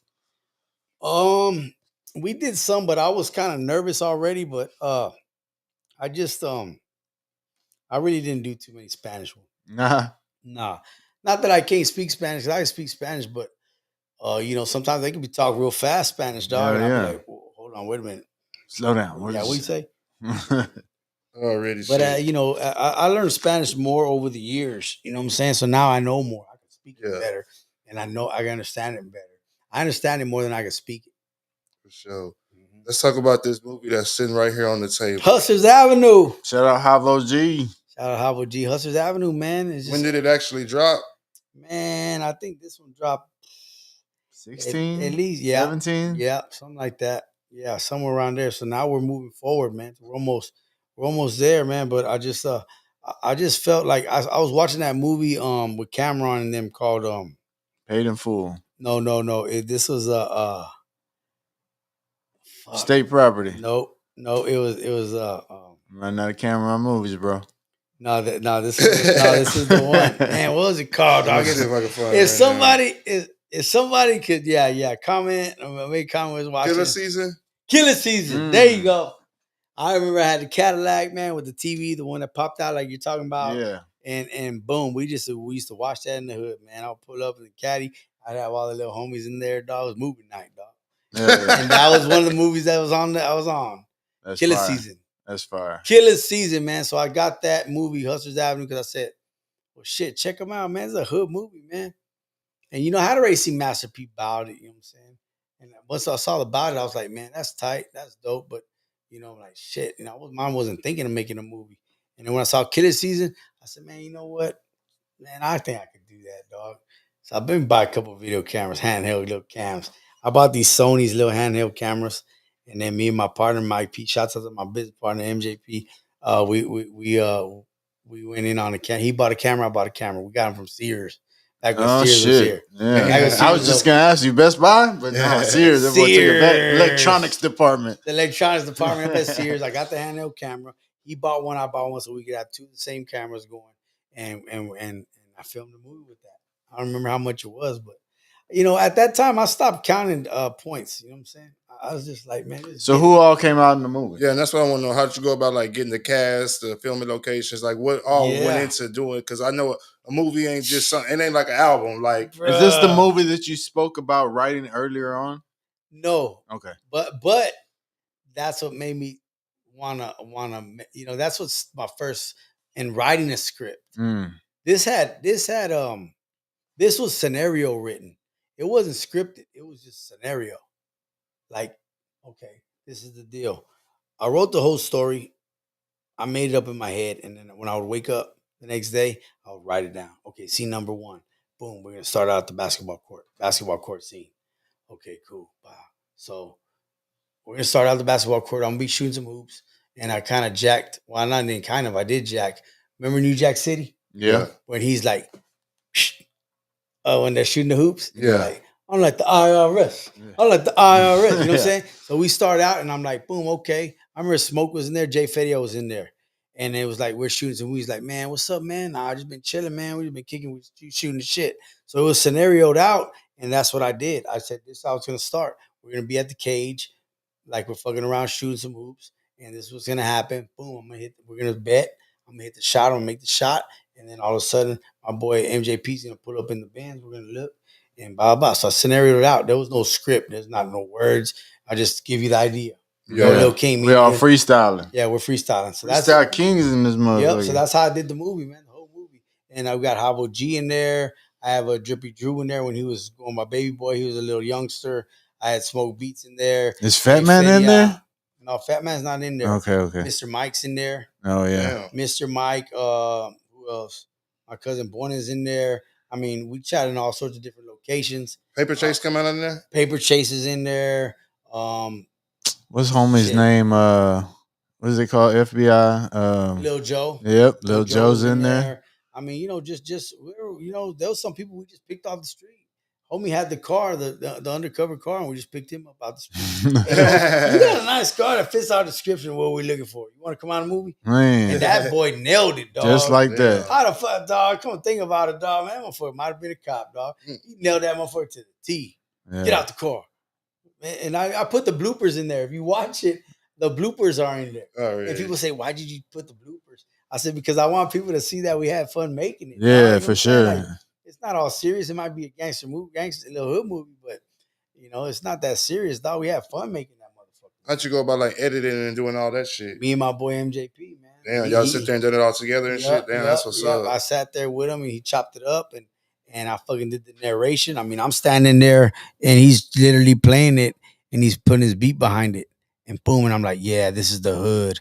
So this corner store, I used to make all, you know what I'm saying? Like, and I'm doing it. I'm doing the narration. I wrote the thing. I starred in it, and then we made the soundtrack together. We made the soundtrack, a collective of songs that I had recorded that I hadn't released, and I just put those in there as a soundtrack. So this is actually a CD DVD, man. Oh shit, damn. That's look, the soundtrack is in there. And so is the movie. Hell yeah. So you get the DVD and the soundtrack. For those of y'all younger than I don't know what age, do you put that into another machine and it plays it on the TV? Yeah. It's a DVD right there. Yeah, that's a DVD and a CD album. Yeah, that's fire. Soundtrack. So all the songs that are in the movie and probably even some extra ones that they come out on there. Hell and yeah, so you know what I'm saying? Like I did that. The movie came out and y'all had like a premiere and everything. I was about to say too, y'all had a premiere. Right? Mm-hmm. Yeah, at the Harbor Playhouse. Damn. That's a big place to feel, man. That place feels like probably, I don't know, maybe 500 people or something. Damn. But we packed out about half. We put about half in there. Shit, that's fire. I had a comedian host. I had a magician walking around doing tricks, you know what I'm saying, like magic tricks. Yeah. They had drinks. This is the first time when it was before like the Animal Draft House and all that type of stuff. Yeah. This was before that. So, I had a merch booth out there. We were selling the plaques with the CD, the DVD, and a poster inside a frame. We were selling a few of those. I gave some out to some of the actors that came out, like the main ones that came out. I had a chance to get a real actor in there, which is Pepe Sedna in there. Damn. And if y'all remember him, he came out in the movie Scarface. Yeah. He's the one that they chopped him up with the chainsaw. Yeah. And then he came out in American Me. You know what I'm saying? So that's relation to Clarissa, right? Mm-hmm. Yeah, that's fucking dope. big shout out to Clarissa. Her dad actually came out and her brother came out in the movie. No In shit. this one, yeah, with Pepe, her uncle. Damn. And they're sitting at the table, and he comes out, man. He starts talking that shit, and he's like, "What do you mean? We got a problem?" Havel's like, "Man, we got a problem, man." I mean, the movie is also on YouTube, but I had to come get you a copy. I'm gonna get you a copy too, Freak, man. Yeah, for sure. And actually, you know what? I'm gonna bust out my copy and show you so you can sign it. Oh, you got one? I got one. Oh, that's I've been having one. That's what I said, dope, and man. I got the CD to go with that. Man, yeah. Dope, man. So you know what I'm saying? Like that's for you, Lil King, and like I said, man. So it took me 2 years to make that, though. I was just gonna ask that from the last day of shooting to the premiere y'all are doing at the Harbor Playhouse. There's 2 years. Mm-hmm. I'm saying from the first day of shooting to the first day of shooting premiere at the Harbor Playhouse, 2 years. No, it took us 2 years. I mean, because once we how long did it take y'all to shoot? It took me honestly to write the thing. It took me 8 months. Then after that, we started shooting little by little, scene by scene, here and there. I went scene by scene, boom. So that took me another 8 months. Then to edit it, then to put the music in there, the beats, and I mean, it took us about 2 years, man. Was anybody kind of like, man, are you gonna drop that shit or not? Like, kind of. Yeah, you know what, man. I mean, by the time when it came down to it, I mean, I knew I was working on it, but I didn't know it was gonna be that much damn work, man. Yeah. But we had some good scenes, man. We had good scenes. It wasn't just regular. This is an hour long. Yeah. This isn't no 15 minutes. 20 minutes. Yeah. Shit added up to about 45 minutes, 50 minutes. We telling the story here. Yeah. Plus the bloopers and everything. It's an hour long, man. Yeah. And I put a couple videos in the background and after the movie. Yeah, that's what's up. Little sneak peeks afterwards. Yeah. Wow. You say on the bloopers, yeah. You were working on the part 2, but you kind of came into a hold on it. You ain't really got to talk about all the politics and shit.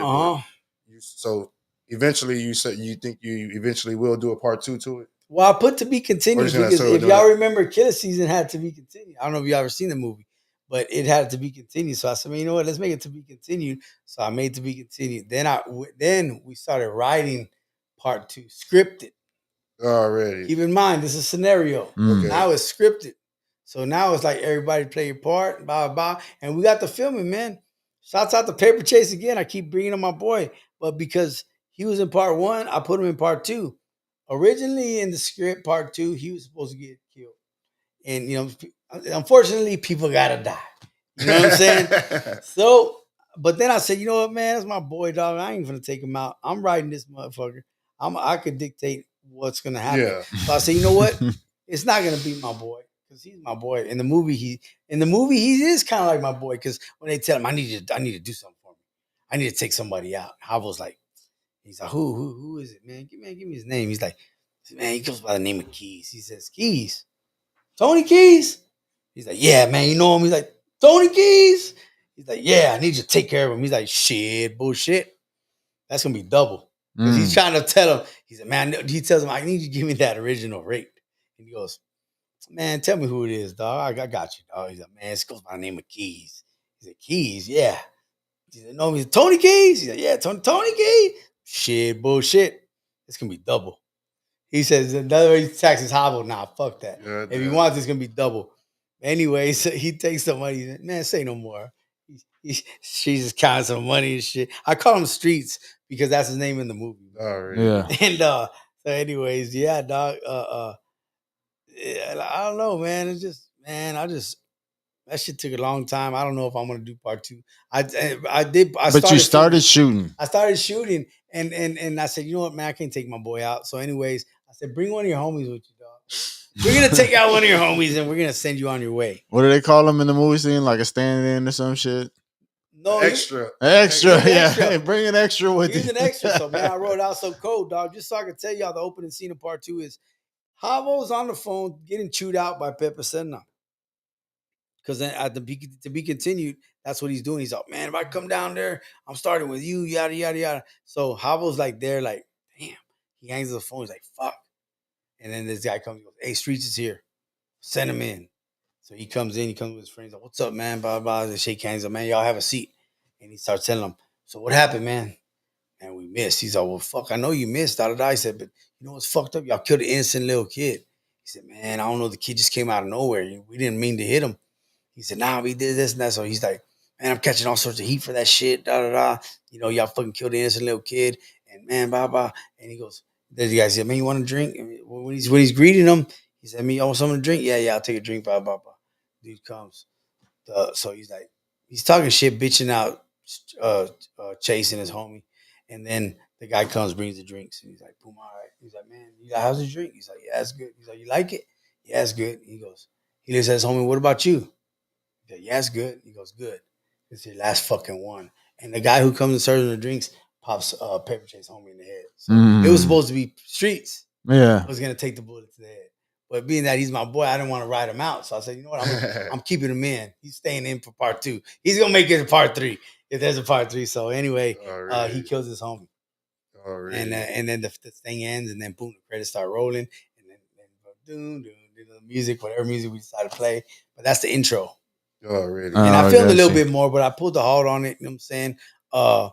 And maybe I'll get back to it. Maybe I won't. Shoot it like Pulp Fiction. You know how he split up the clips, where one scene you got John Travolta and you know Bruce Willis and then another one you got old dude, what's his name? The one that goes to the pawn shop. Oh, Bruce Willis. Yeah, damn, that's all connected too, huh? Yeah. Something like that. I was thinking about. I mean, I wrote it this time. I scripted it. I was thinking about doing it and putting it out in like little segments, like 15 minutes. You know what I'm saying? Like, okay, cool, season. Like not a season. Episodes. Yeah, episodes. Yeah. Yeah, hell yeah. Because a lot of people's time span nowadays it's not that long. Yeah, hell yeah. Some people only got like maybe 3 minutes, 4 minutes. And, you know what I'm saying? If you don't grab them by then shit, that's it. But I think with this one, it was a classic. We pressed up like 1,500. I only got about maybe 100 left. Yeah. I'm not saying I sold them all, but I mean, you know, yeah, hell yeah. Once we get down to that, it's like shit, man. These are hard to give away now. You know what I'm saying? Hell yeah. You know, so that being said, we sold a few copies, man. Let's talk about your relationship with Mr. Playboy. How did y'all meet? I seen y'all had done a lot of work together before. Yeah, he's done a lot of my a lot of artwork. You know, we just became cool, and we just I don't remember exactly, man. I think even back then when the MySpace was there, he was like did the like I think no, he was like dissing, and everybody was dissing to get on. Like, you know what I'm saying? I remember he dissed us, he dissed a few other people, but you know, when we got to meet each other, it wasn't like that. You know what I'm saying? Oh, really? It's like whatever. But yeah, Mr. Playboy, shouts out Mr. Playboy. He's one of my boys in this. And there's not too many in this industry that, you know what I'm saying, you could call your homies. Yeah. There's really not a lot of friends in there because people cut throat their own. It's sad to say, their own moms, man. To get hell fame. Yeah. Hell it's kind of shady, but you know, he always stayed cool. But we always kept a good friendship, and then we kept a good business relationship. Oh, really? A lot of people get mad, like, man, he can't do my cover right now, bro, and this and that. And it'd be like, man, you know, he's doing shit for other people, this and that. But sometimes he just get too busy. Hell you know what I'm saying? So what do you want to do? But he's always, you know, been 100 with me. He makes the dope. He's one of the dopest, man, if not the dopest, one of the dopest that does graphics here in the city. Hell yeah. He actually did this cover. Yeah, that's what's He did this one, and check this one out. This one right here is old school pen and pixel style, dog. If you look at it, remember old Master P pen and pixel? Hell yeah. Yeah, we were just well, that's what I was showing you last night with Sir Tones. From the Way album way back then, the No Limit days. Yeah, but that's everybody's going to pen and pixel back then. Hell yeah. And like Master P, they want to get that shit. Well, when they did that, it was just like they did away with it after a while. It became like old school. Yeah. So when I was working on these mixtapes, I said, man, you know what? I want to take it back to that old school pen and pixel type pen and pixel days, you know, the Master P's and shit. So that's when he came, put me behind the, you know, on the Maserati or whatever with the palm trees, the big mansion in the back, the fucking tiger. And then this one, he put me with a plane. Yeah, hell yeah. You know what I'm saying? So, you know, it's just a series, man, of the music. Hell yeah. Let's talk about, as scrolling through YouTube, I also saw where you had performed on Channel 3 News. Was it Domingo Live? Domingo. How did you get on that one? Man, you know, they don't let no rappers in Domingo Live. For real? I kind of snuck in through the cracks. Oh, shit. But you know what I did it with? Because like I show you this album right here. This is a mixtape, right? Yeah. But this is a reggaeton mixtape. Already. So when I started doing the reggaeton, I did one reggaeton song, and I was like, man, I'm not really into reggaeton. You know what I'm saying? And DJ Kane was the one who actually told me to try it because he goes, man, I remember one time we were at a show. He put me aside. I said, look at all these rappers, man. No disrespect, but they're all doing the same thing. They're all rapping about the same thing. You know, this and that. And you're gonna get lost in the sauce with everybody else. Yeah. You have to do something different. You got to think outside the box. Yeah, but that ain't me, dog. That ain't me. Yada yada yada. And he's like, yeah, I know, but just try it. What's it gonna hurt, dog? So I said, man, you know what? All right, cool, fuck it. So I did one. Boom. That was one of the best songs that I had recorded. Not the I wouldn't say the best song, but the most. It got popular fast. Oh, really? You know what I'm saying? So I was like, damn. And I think that one could have blew. That one could have blew, but without being on a big label, without having the financial backing, Yeah. you know what I'm saying? It just fell. It fell short, but it started gaining some A lot wings. of traction and shit. Hell Yeah. So I did that, and then I started doing them reggaeton mixtapes, which is this one. That's the second one. Oh, But really? when I did the first one, and that's what opened the doors. Boom. Then I said, wait, hold up, man. They don't allow rap in here, but they're allowing reggaeton. And so it still went through a process. They had to Boy hear said them. the cracks and crevices. They had to go through. It had to go through. You know, they got to hear the songs. You got to email them. They're gonna hear them and take a look at them. But you never seen a rapper on that show. Hell no. You know what I'm saying? It's mainly like Spanish artists and stuff. But Josh Tejano. Stone was Latin artists. But yeah, straight up. And when I did that reggaeton, that even some of the songs were a little bit too, not street, but you know, like talking about sex and Too sensual. Yeah. So they didn't. So they said, well, he could do this one, but he can't do that one. He could do this one, but he can't do that one. Okay, cool. So boom, whatever it takes. I don't care. I don't care what I gotta do to get on there. Yeah. Next thing you know, boom, I'm on there, Rudy Trevino. Yeah, you know, I'm like, man, I'm fitted. I mean, I'm already established pretty much. Run us through that whole process of getting to the fucking station. You're back there in the green room. Run us through that process. Man, we go through there, man. I see Rudy Trevino, and he already has this little issue, dog, with his love triangle. You know Oh shit! He had a love triangle thing going on. So he's like, as soon as he sees me, comes up. He goes, it was real hot at the time still? Yeah. Oh, shit. It was the news that night. Yeah. Bro, he goes like this. Yeah. He goes, and he's like, hey, what's up, man? Hey, are you one of the ones that was talking about me on the internet? Oh, wow. Oh, G'd out, right? Hey, man, you one of the ones that was talking about me? I said, nah, hell no. Nah. Shit, I want to hang with Rudy. Yeah. I want to hang with you, player. Yeah. And he just thought, oh, okay, no, I thought you were one of the ones that dissed me on the thing. But anyways, hey, that's what's up though. Get it right, get it tight. Rudy T, stepping to the Dapper Don up in there, yeah, bro. Let's straighten this out real quick, son. Yeah. Come over here. Hey, you want to diss me on the thing? Nah, it wasn't like that. He just came like, man, how's it going, man? Hey, were you the ones that was talking about me? I said, nah, it wasn't me. Okay, cool. Boom. Yeah, because he got it. Yeah. They went in at that time period. This Rudy T, dog. Yeah. This is a legend. And then, you know what I'm saying? I'm there talking to my PR lady, the one who got me in, and I got my other homie too. So we all wiggled our ways in, man. My lady, my lady PR lady, Lalisa Hernandez. Shout out to Lalisa Hernandez. She worked a little behind the scenes for me over there. So we get there, you know. I was expecting shouts out to Barbie Leo. I'm expecting Barbie to be there, and but for some reason I think she was sick or something like that. Just something happened. She wasn't there. Now she don't do rap, bro. Now she don't do the rap. Now she don't do rap, bro. No, but I'll tell you what, I got her in the movie part 2. Oh shit! Yeah. Say that. So I got her in the movie part 2. Shouts out to Barbie Leo, and so I got her in part 2. So you're thinking Barbie's gonna be there? She's not gonna be there. I don't know if she's gonna be there or not, but when I get there, she's not there. Already. So I'm like, okay, well that's cool, whatever, you know. But I know like her either way. Room and shit or what? No, they didn't have a green room. It was just like offset. They had right here where they were doing the live performances, and then over here on this other side they had the couch and they had all the and all that stuff. So we did that. There's an audience there. There's people that can go and watch the show. What? Yeah. I didn't know that. At the time, I don't know if they still have it like that for the Domingo part. Yeah, for the Domingo show. Damn. So so they're watching me do the live performance, and they're able to see the show. Damn. You know what I'm saying? But so I do that. I do the live performance, then I go on the couch. I do my interview on the couch, and then they're like, "You can do another song?" Boom, yeah, I'm doing a song. So then I go from the couch to go back up there and do one more song. Yeah, that's what's And up. I gave everybody an album, free copy of the CD. So, do they introduce you as a reggaeton rapper or a reggaeton artist? Do they not say rapper or acknowledge that you're a rapper? They didn't say nothing about nothing. They just, you know what I'm saying? There was no Dapper rap Don. related Don. questions or anything like that. Nah, he just asked me, "Well, tell us about the CD." Oh, got you, So, got you, you got know, you. well, it's a song like this, and this is reggaeton, but oh, okay, reggaeton, okay. And then you know, I said, yeah, but it's a mixtape. But the thing is, I'm not rapping in Spanish over them.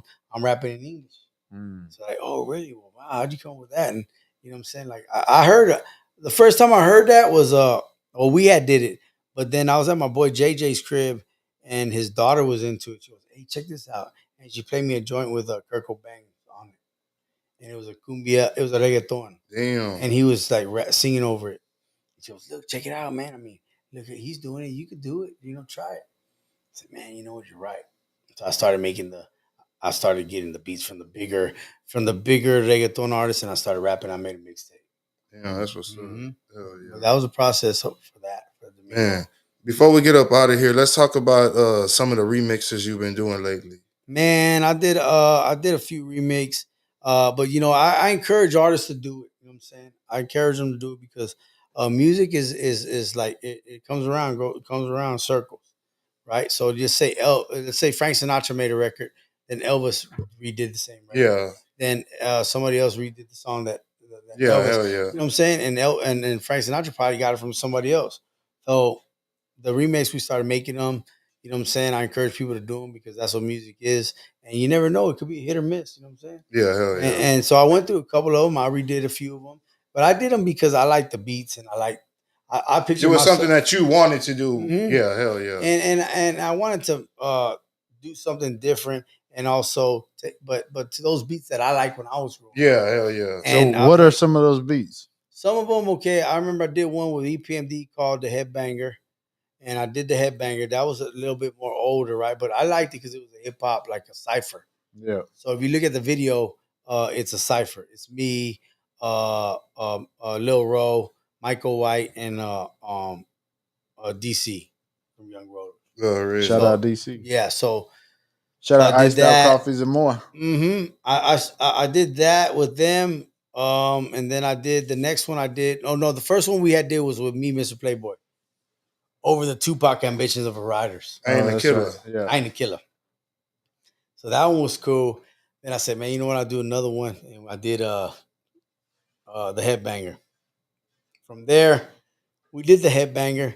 Then we took this shit on vacation. We went on vacation. We were already gonna be all together. So we said, fuck it, let's do it. We did a Summertime, Will Smith. Oh shit. Summertime, summertime.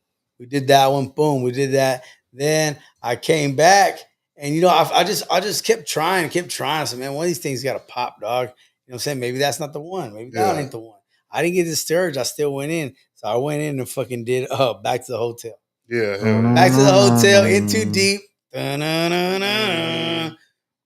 like, keep in mind, these beats, I'm not just jacking the beat. You're remaking them. We're remaking them, Yeah, beefing hell them yeah. up. Yeah, hell yeah. So we go to the drawing board. Boom, let's do it. Boom. This one is fucking, man, I need this one hard. Yeah.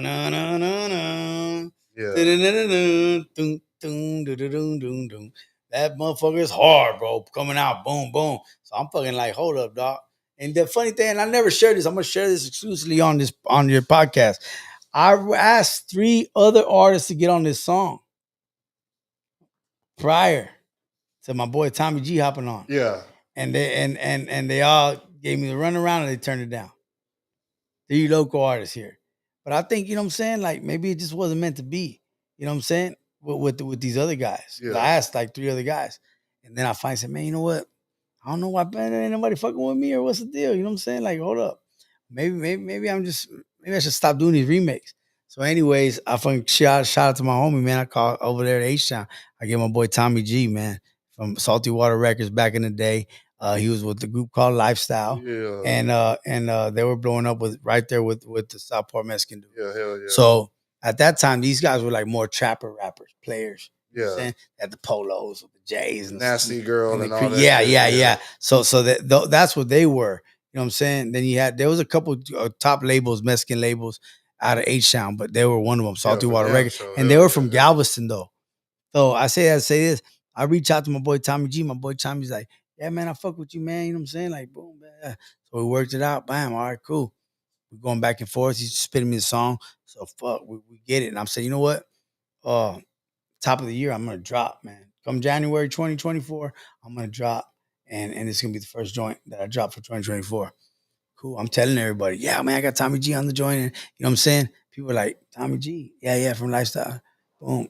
Oh, he's that's an old school rapper. You know what I'm saying? Like older rapper. Yeah. I'm like, yeah, but this guy, he's a legend. Yeah. To me, he's a legend. Yeah, it means something to me. It means something to me. So it's that over here like this and that. Now, like I said that they were coming up, they were bubbling up. These guys were moving like 30,000 units independent. Yeah, they were real big back in the day. They were real big. big. Say right there with SPM and them. Yep, but all of a sudden they caught a Fed case. Yeah, hell yeah. So then their career stopped. Yeah, hell yeah. Both of them caught cases. And I'm glad we touch on that. So when we end this segment here, we're gonna end with because I want people to know something. But keep in mind, these guys were selling 30,000 units independent. You do that times $15 out the store. I mean, shit, that's a lot of money, dog. Hell yeah. That's a lot of money. So they go to jail 15 years straight, Fed case. So their career is pretty much. Yeah. But they still got loyal fans, just like the Mexican got loyal fans. Yeah.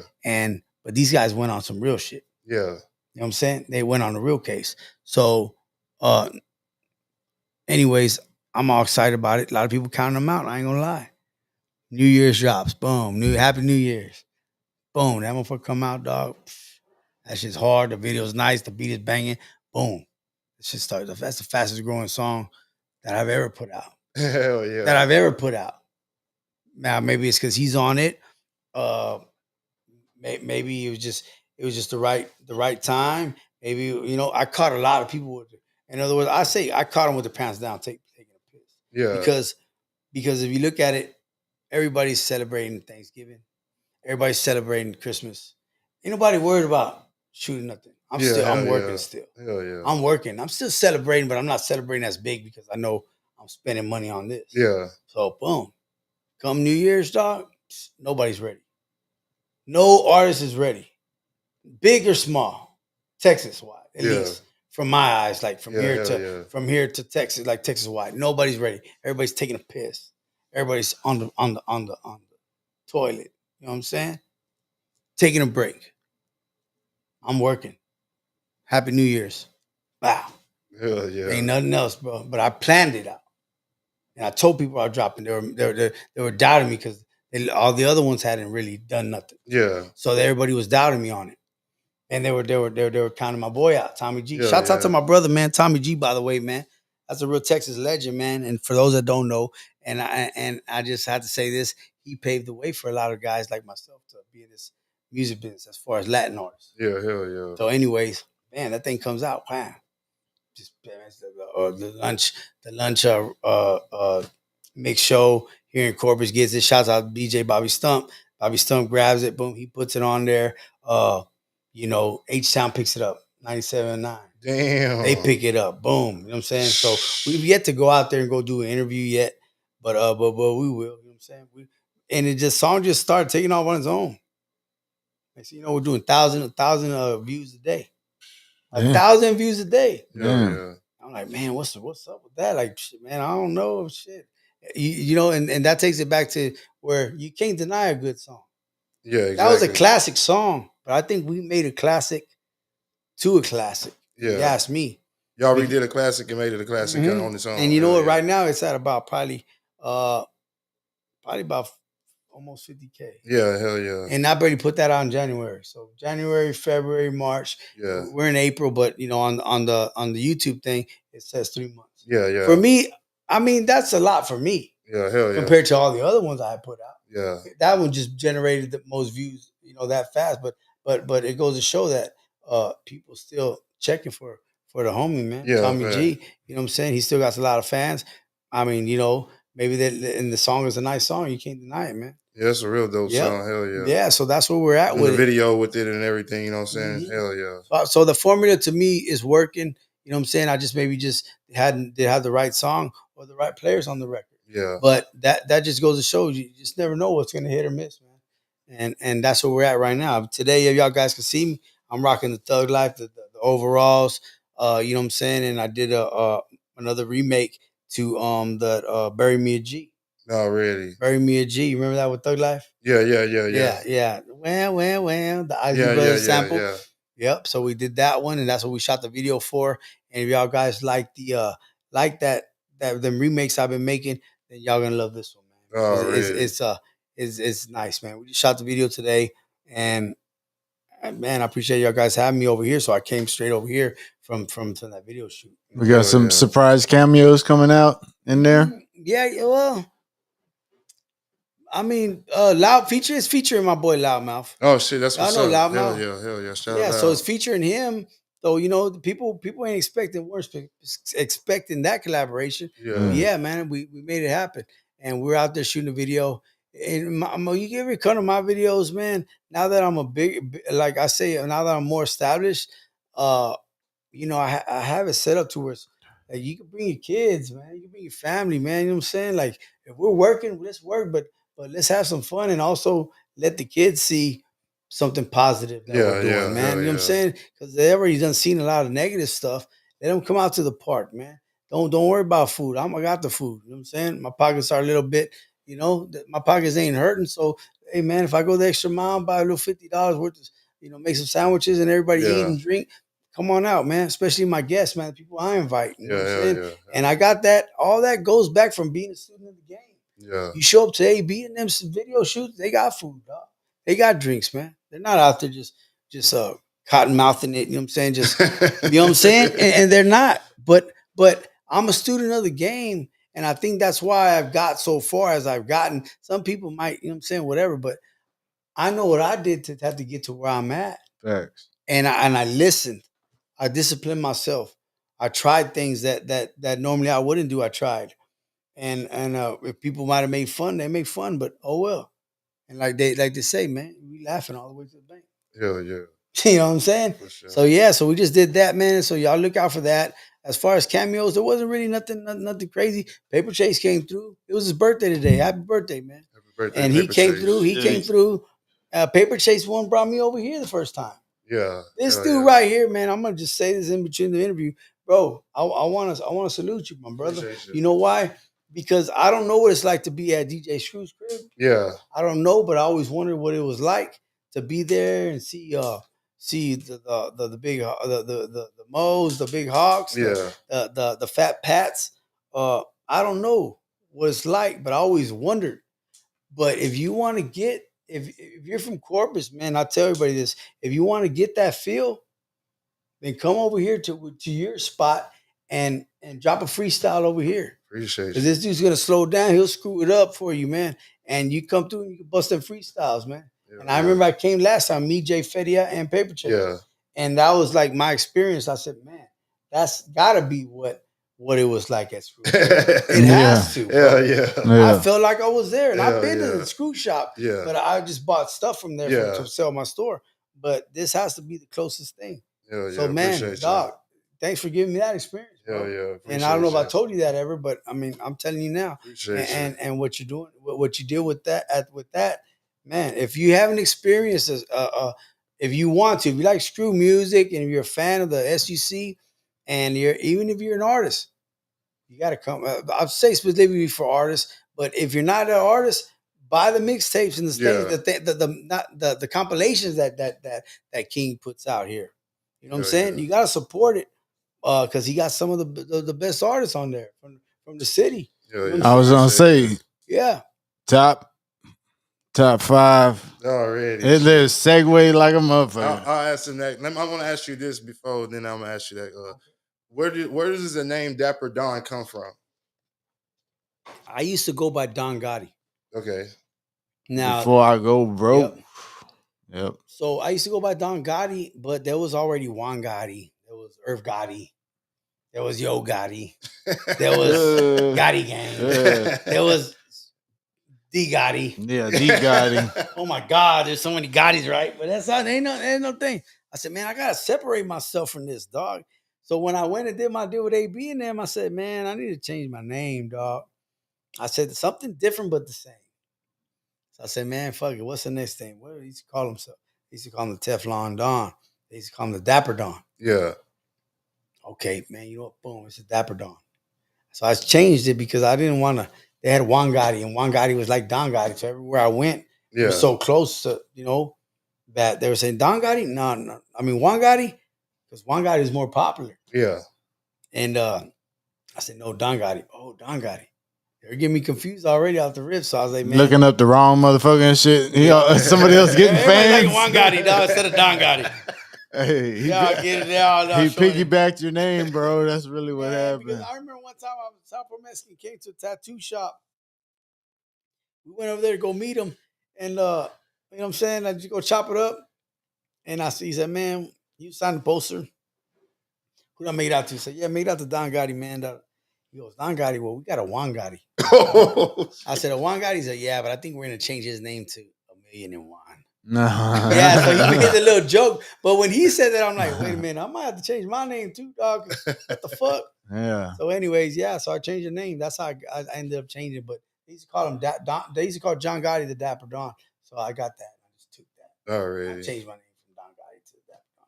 The name Tony Keys? Tony Keys was another thing that I did when I was with AB and them. He said, I like Dapper Don, but let's do an alter ego, like not an alter ego, but another name like doing business as, or also known your AKA, Scarface ass, AKA. And he said, man, let's do Tony. Your name's Anthony. Let's do Tony Keys. Somewhat of what the truth, you know what I'm saying? He's like, hey, let's just get this with that. The street rapper. Boom, trapping by making them. You know what I'm saying? Yeah. Keys. Tony, Anthony, already. Boom, put it together. Tony Keys. I use that my name as in the movie too. Oh, that's what I was going to ask. What I was wondering too. Hell yeah. So that's what I did. Man. I kept the name still. Already. So man, before we get up out of here, this is your opinion only, based on your thoughts. This ain't nobody else's thoughts or opinions. This ain't based on views, likes, or opinions. I seen this question. I seen this on you. Who's your top 5 Corpus rappers all time? Top 5, man. And a group can be one of the 5 too. Also, if you want to include yourself, your group, that's fine. Also too. Yeah, well, I mean, my top 5. I mean, honestly, man, I don't think I'm the best. I don't think no, not even like the best or nothing. This is your top 5 of your top 5 favorite Corpus artists of all time. That yes. I like? Yes, of all time. Man, that's a kind of tough one, man. You know what I'm saying? You know how that goes. But I'm saying it's your opinion. This is your opinion. This is like I said. He's saying if he leaves somebody out of that 5, because you've been doing it for so long. Shit. Number 6 gonna be hot. Number 6 gonna be hot. We didn't mention me. You know what I'm saying? I don't know, man. I mean, I like everybody, man. I support everybody. I don't even know if I feel like, I'm saying, a lot of people type, but you know what I'm saying? Like, what I will say is I'm definitely, like I said, I'm not the best. I'm not the hottest, but I think I'm the hardest. Oh, really? The stuff that I spit, man, is just raw and uncut. So I'm gonna say myself. I'm gonna say, man, I'm gonna have to say dead or alive, man. I'm gonna have to say, man, shouts out to Merc Rock. Merc Rock was one. Merc Rock was a good one, man. He's on my 5. Is he? Yeah, he's on okay, my 5. All right, cool. So I would say Merc Rock. RP to Merc Rock, man. RP Merc. Who else, man? I could say, man, that could really spit it. Man, me, myself, Merc. Man, there's a few good ones, man. I think Johnny Moog. Johnny Moog is a talented dude, man. You know what I'm saying? All the way around. I'm not. We're talking about top 5, but we're not just saying like lyricists. No, nothing. This is just your opinion. Just your artist. Yeah. Artist wise. Yeah. Okay, so I would say him. I would say does it gotta be rap or it could be whatever? Whatever. Okay, cool. So I would say that's 3. I don't think AB counts. Don't slide AB in there. He's like he's on his own top 1. Nah, he does. Nah. Yeah. He doesn't even rap. It's not fair. Let's say, man, that's tough, dog. The other 3, I don't know. I mean, the other 2, it would have to be. I'm having that name already. Me, Merc, Merc, Johnny Moog. Johnny Moog. 2 more. I think one that could really spit it, dog. You know what I'm saying? I would say is man. Oh, man, that's tough, dog. I don't want to leave nobody out, dog. Hey, it's like 50 people watching right now, bro. Nah, Okay. just Nah. So I'm just saying, like, I don't want to leave nobody out, man. You know what I'm saying? But I mean, I think that those myself and those two, I really like so who could rap, man. I ain't gonna lie, Loudmouth could rap, man. Oh yeah. I think he's up there with it. You know what I'm saying? And man, who else, man? I don't want to leave nobody out, man. I think another one that's pretty cool with it too, Mr. Playboy, man. You know what I'm saying? Already. So I mean, you know, I just say that, but I know, you know, people gonna say, "Oh, we fucks Playboy and shit like that," but you gotta go from a rap standpoint. I mean, Yeah. you heard him bust it on night hot. Yeah, yeah. You heard yeah, him bust the freestyle on the fucking Hot 97, dog. Yeah, You know what yeah. I'm saying? And not that saying that it was a straight freestyle off the rip, but I think he's cold with it too. Yeah, And there's some other ones that's cold with it, man. You know what I'm saying? I really like, you know, but I'm just gonna leave it at that. Already, for sure, for Yeah. sure. Man, let everybody know where they can follow you at before we get up out of here. Man, you can follow me, man. Facebook, Instagram, Twitter, all that, man. On Dapper Hustler, man. You know what I'm saying? Dapper Don, Dapper Hustler. You can find me on Twitter, Dapper Hustler, Instagram, Dapper Hustler, and Facebook, Dapper Hustler, man. Or you know what I'm saying? Just hit me up, man. I'll do the old school too, man. I might shout the number out. Nah, I can't. I gotta shout the number out. You know what I'm saying? But Okay. But yeah, nah, that's just because last time I did, man, I got crank calls and all sorts of shit. But yeah, man. What, got cranky angers? So like I said, man, you can find me right there, man. You know, but I appreciate your guys having me. Sure, I just appreciate want to you leave coming. off with something positive, man. And I want to say this real quick. And it's just something that I feel like I have to do, man. That because a lot of guys don't get this schooling, man. A lot of guys might not hear it enough. But I want to tell y'all something, man. Corpus, man. There's a lot of talented people, man. There's a lot of talented artists. There's guys that are dope lyricists. Just because I named that little five, you know what I'm saying? That doesn't mean there's so many. I can't just narrow it down to five. I could be here all day listening to different guys that I think are really dope because there's a lot of dope artists, man. You know what I'm saying? And I just want to say that there's some that are so dope, man. They're dope, but their careers don't get to prosper because they end up getting killed or they go to jail. And that's the realest thing I can say because there's some dope artists, man. And I'm not saying that I'm big fans or whatever, but I just see and I see how the people like them. Like some of the guys that are in jail that went to jail, Muddy gang. the Muddy Casino gang, Yeah. the casino guys and all Yeah. that. Man, bro, like they get a lot of love, man, Yeah, and people hell yeah. like them. And you know what I'm saying? But I'm just like, damn, man, you know what I'm saying? Like, you know, their careers get cut short because they go to jail. Yeah. You know what I'm saying? And I get it, man. I get it. I know, man, what it's like because I was there, man.